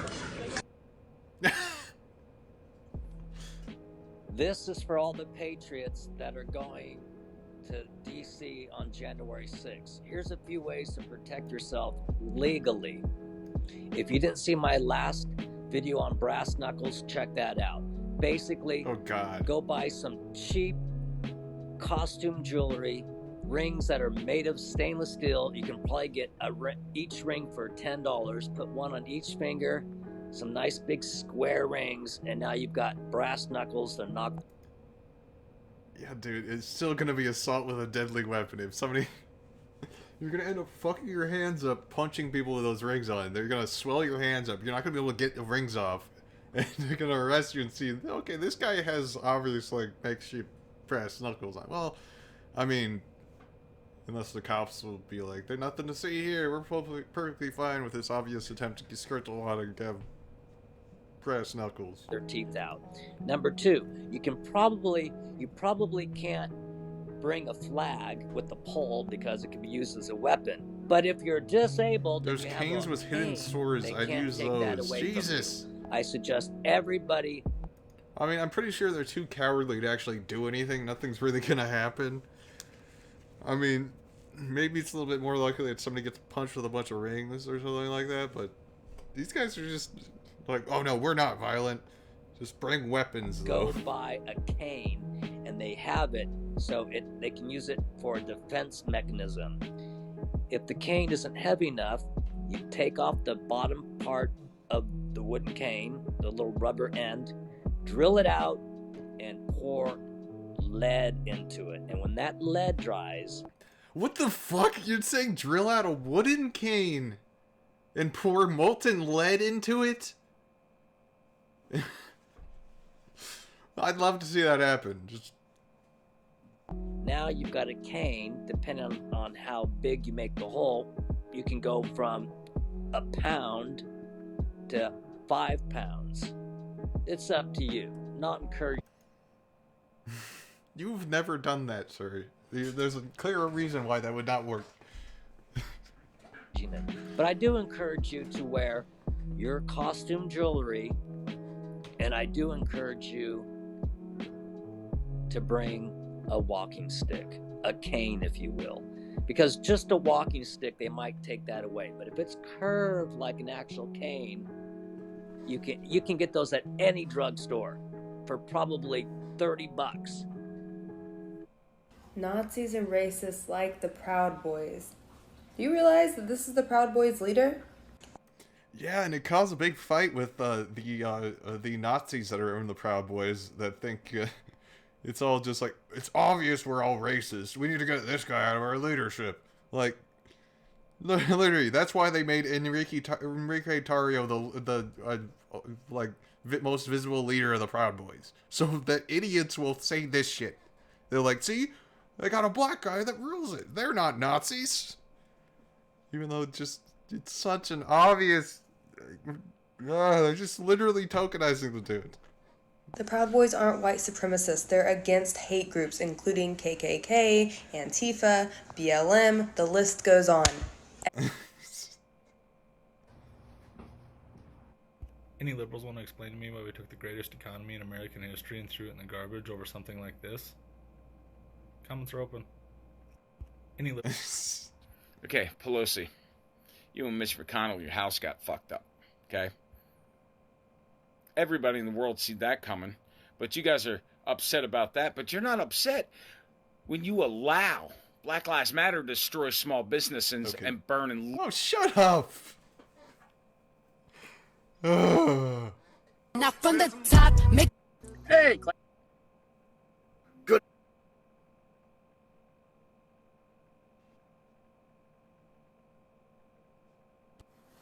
A lot of you guys have been asking for an update on the Nashville situation. But before we get into that, somebody, and you know who you are, has been posting in my comments, how could you take your kids to a bomb site? How could you do that?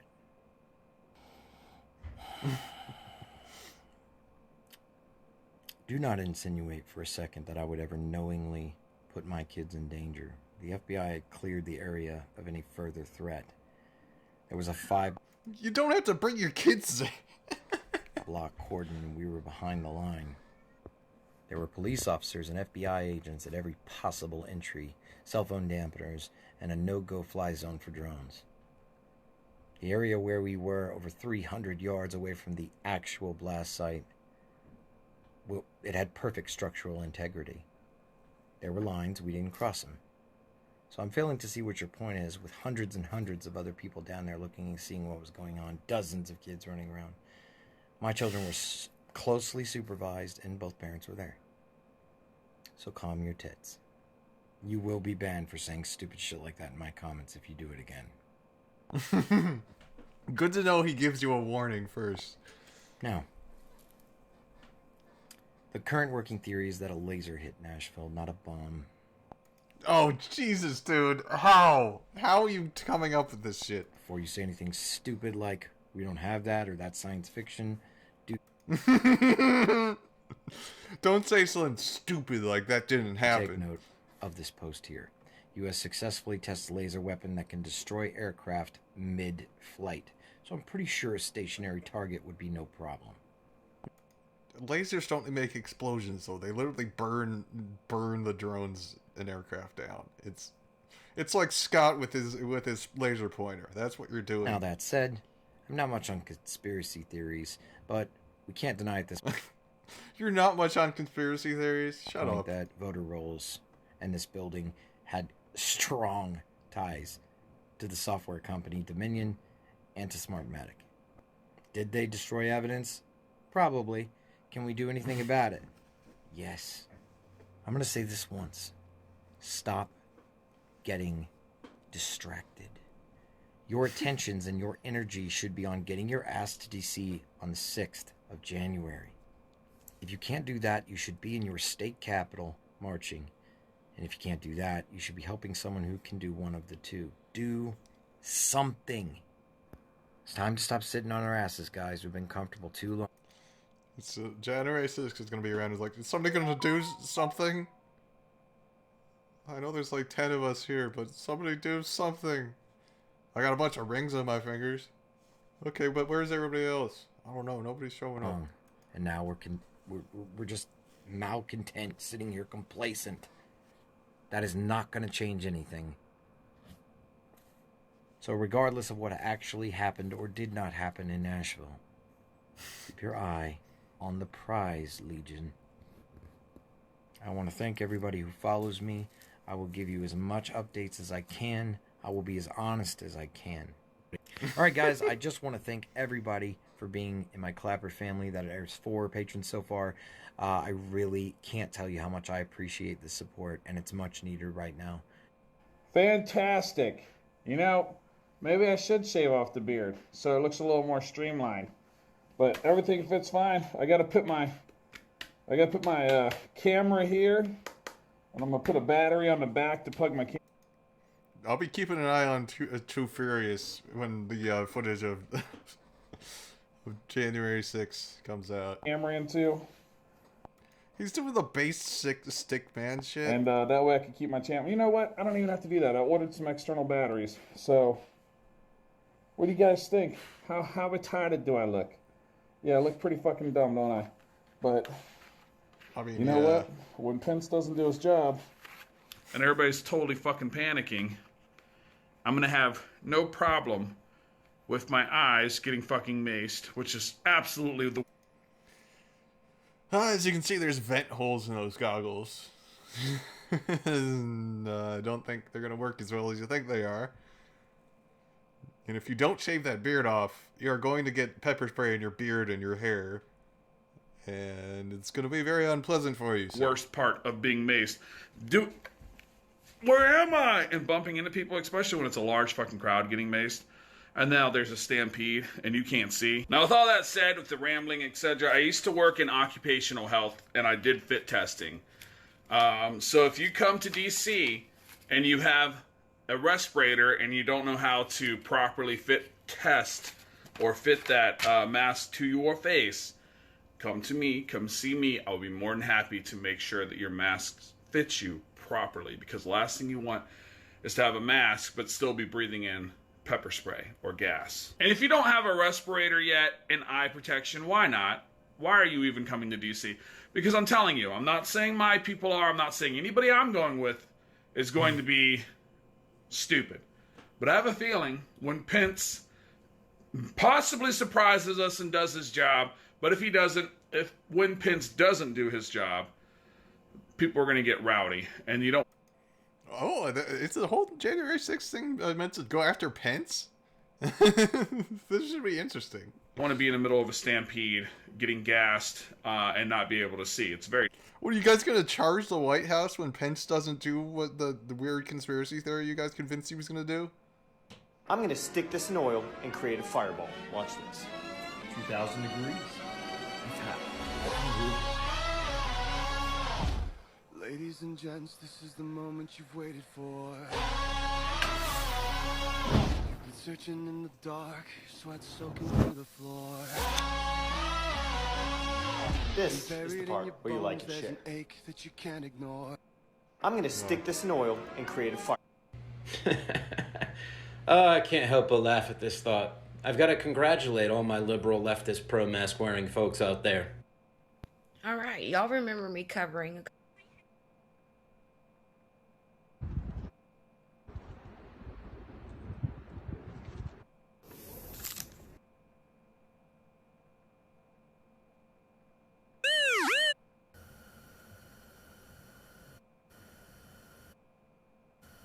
Hi. Do you guys see what New York's up to? You want to see you want to see what New York's up to? Is it about the egg? Or, let's see. It's relates to the removal of cases, contacts, and carriers of communicable disease who are potentially dangerous to the public health, blah, blah, blah. But did it pass? Is it just, did it not just, let's see. Assembly Bill A416. Assembly Bill A416.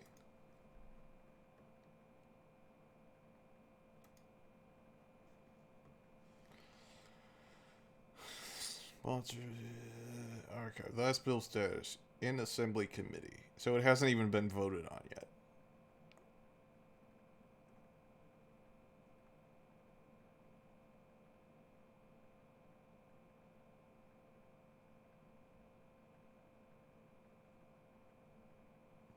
Yeah, this is not a long bill. It's an act to amend the public health law in relation to the removal of cases, contacts, and carriers of communicable diseases that are potentially dangerous to public health.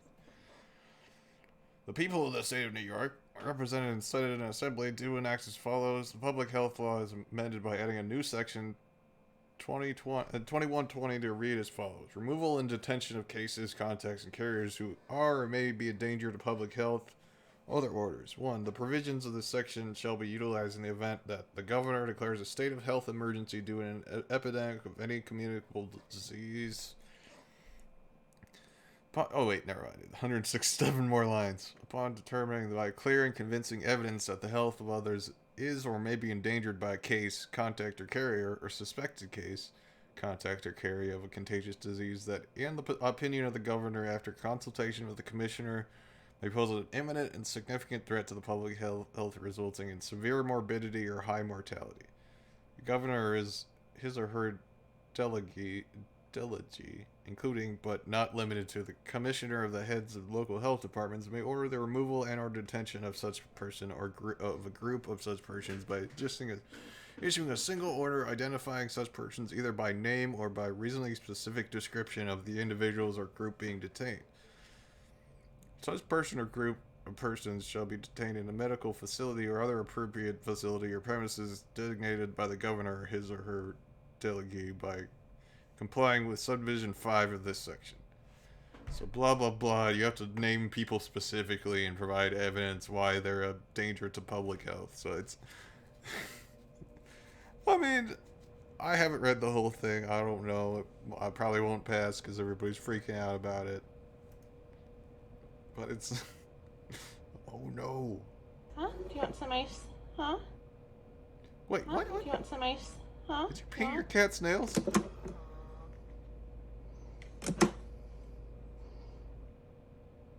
Okay, listen.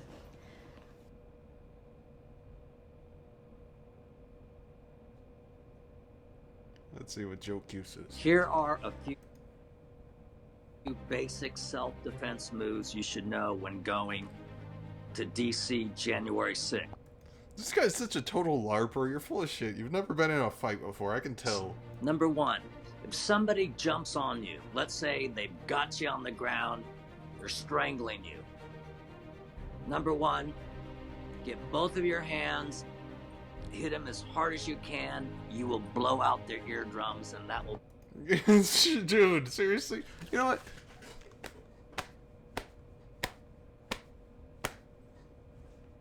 Literally, it does not do anything. I don't even feel it. This man does not know how to fight. At the end of them. They're coming at you. Don't do the John Wayne punch. It's the John Wayne punch? You just watched a bunch of movies. You don't know what the fuck you're talking about. Use your two fingers. Trust me, you can get a person that's 6'2" and 240 pounds and drop them. Hit them right there, they'll drop, and they'll be they'll be trying to gasp for air for... Well, you break your goddamn fingers. What, you honestly think you're gonna get a fucking finger punch? You're gonna do some Bruce Lee two-finger death punch or something? You know, the only one that works is the 5-finger death punch. Not the no 2-finger bullshit. It's gotta be 5 fingers. That's the only valid death 20 punch. goddamn minutes. Also, make a sliding motion to the throat. You're never gonna really punch somebody out in the face like that. That tends to be how the way you actually do it. You kink their neck. You punch them hard enough that their jaw kinks a nerve in their neck, and they go down. You're asking people to like finger poke people. You're like hit them in the pressure points, like that one anime, and you go bah, bah, bah, bah, bah, bah, bah, bah, bah, and their head will explode. Fist of the North Star. Just go Fist of the North Star on and be like. These are some self-defense things you should know if somebody's attacking you. If they come at you with a knife, or let's stop there. If they come at you with some kind of club, you use that club, you use their force against them. So if they've got a bat, you don't grab it and try to fight with them. You grab it and you throw them away from you. So you can literally throw somebody on their ass. The second they... Yeah, but you gotta be strong enough and actually know how to fight, you loser. Come up to you with some kind of, like... He's got a framed picture of Donald Trump in his something house. like this. They come at you like this. You grab the center and you pull it and you... Yeah, but those things usually come with wrist straps. They make it hard to disarm out of people, and there's knurling on the handle. You're at a very big disadvantage here. Throw them on their ass. Any other questions? Yeah, where are you getting this from? Somebody's got their hand... Well, I've watched John Wick 1, 2, and 3 10 times for each movie. I know I've actually started to dress a little bit like John Wick, but like a 99-cent store version of John Wick. Around your throat, another move. Let's say they're strangling you. Then you get one of your free hands. You grab the person like this to hold it tight. Then you get your other hand. This is the person grabbing you. Get your other hand, and all you need is to grab one of any one of these fingers, and you pull it back, and you'll snap their finger right. You understand that if somebody's strong enough to be on the ground strangling you, they're probably strong enough to resist you fucking pulling their finger back. Do you understand how hard it is against the resistance? Like, I am pulling as hard as I can on my finger right now, and I'm resisting it. Like, I'm not even strong enough to do that to myself. The fuck off. So if somebody goes to grab you, don't try to fight, punch. Just grab a finger, rip it backwards, and they won't... Do you know how fucking sweaty those two guys are going to be by that point where he's on the ground strangling you? It's going to be impossible. With you being strangled, it's going to be impossible to grab that guy's finger with any sort of, like... Be pointing at you no more. When in D.C., no less than 5 people in a group. You don't want to be walking around by yourself when you got a Trump flag going. And there could be some imposters that pretend that they're on your side getting information, then relaying it to other people. So make sure you know who you're talking to before you give out any secret coordinates. This secret will coordinates. self-destruct in 5 seconds. This guy's such an idiot. All right, folks, let's talk about the new U.S. currency. It's not going to be gold. It's not going to be silver. It's not going to be cash. It's going to be alcohol and cigarettes.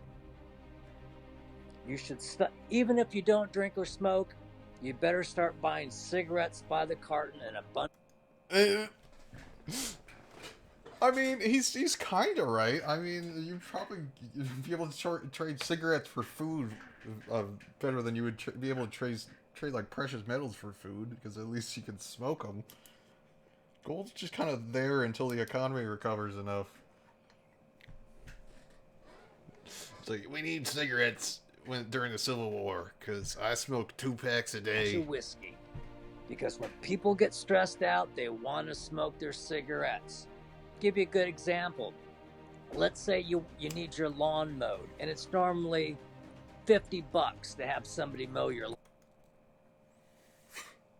You think people are still going to be mowing their lawns after the United States has collapsed? You honestly think that's going to be... What? You're such an idiot. But money's not really any good. Just whip out a brand new pack of cigarettes that cost you $10. Does he have a DNR dog tag? He's like, if they kill me, don't bring me back. I ain't coming back. To tell the guy, hey, can you mow my lawn for a pack of cigarettes? They'll do it. It's so sad. DNR?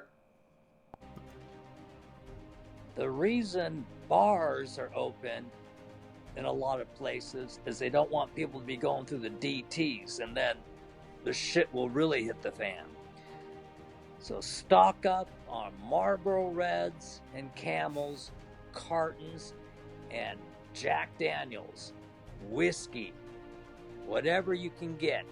That will be your bargaining chip. That's much better than cash. Trust me. If you want to go from point A to point B and there's a checkpoint, you whip out a carton of cigarettes, give it to the guy, and you'll get right. I love on this through. guy. Trust I me hate on him, but I this. love him. Cigarettes and alcohol, baby. All right, folks, let's talk about the I fucking new love this. U.S. currency. It's not going to be gold. It's not going to be silver. It's not going to be cash. It's going to be alcohol and cigarettes. You should even if you don't drink or smoke, you better start buying cigarettes by the carton and a bunch of whiskey. Because when people get stressed out, they want to smoke their cigarettes. Okay, I think we'll get into this guy, Joe Q Citizen, on the next stream. We found a new guy. So anyway, bye.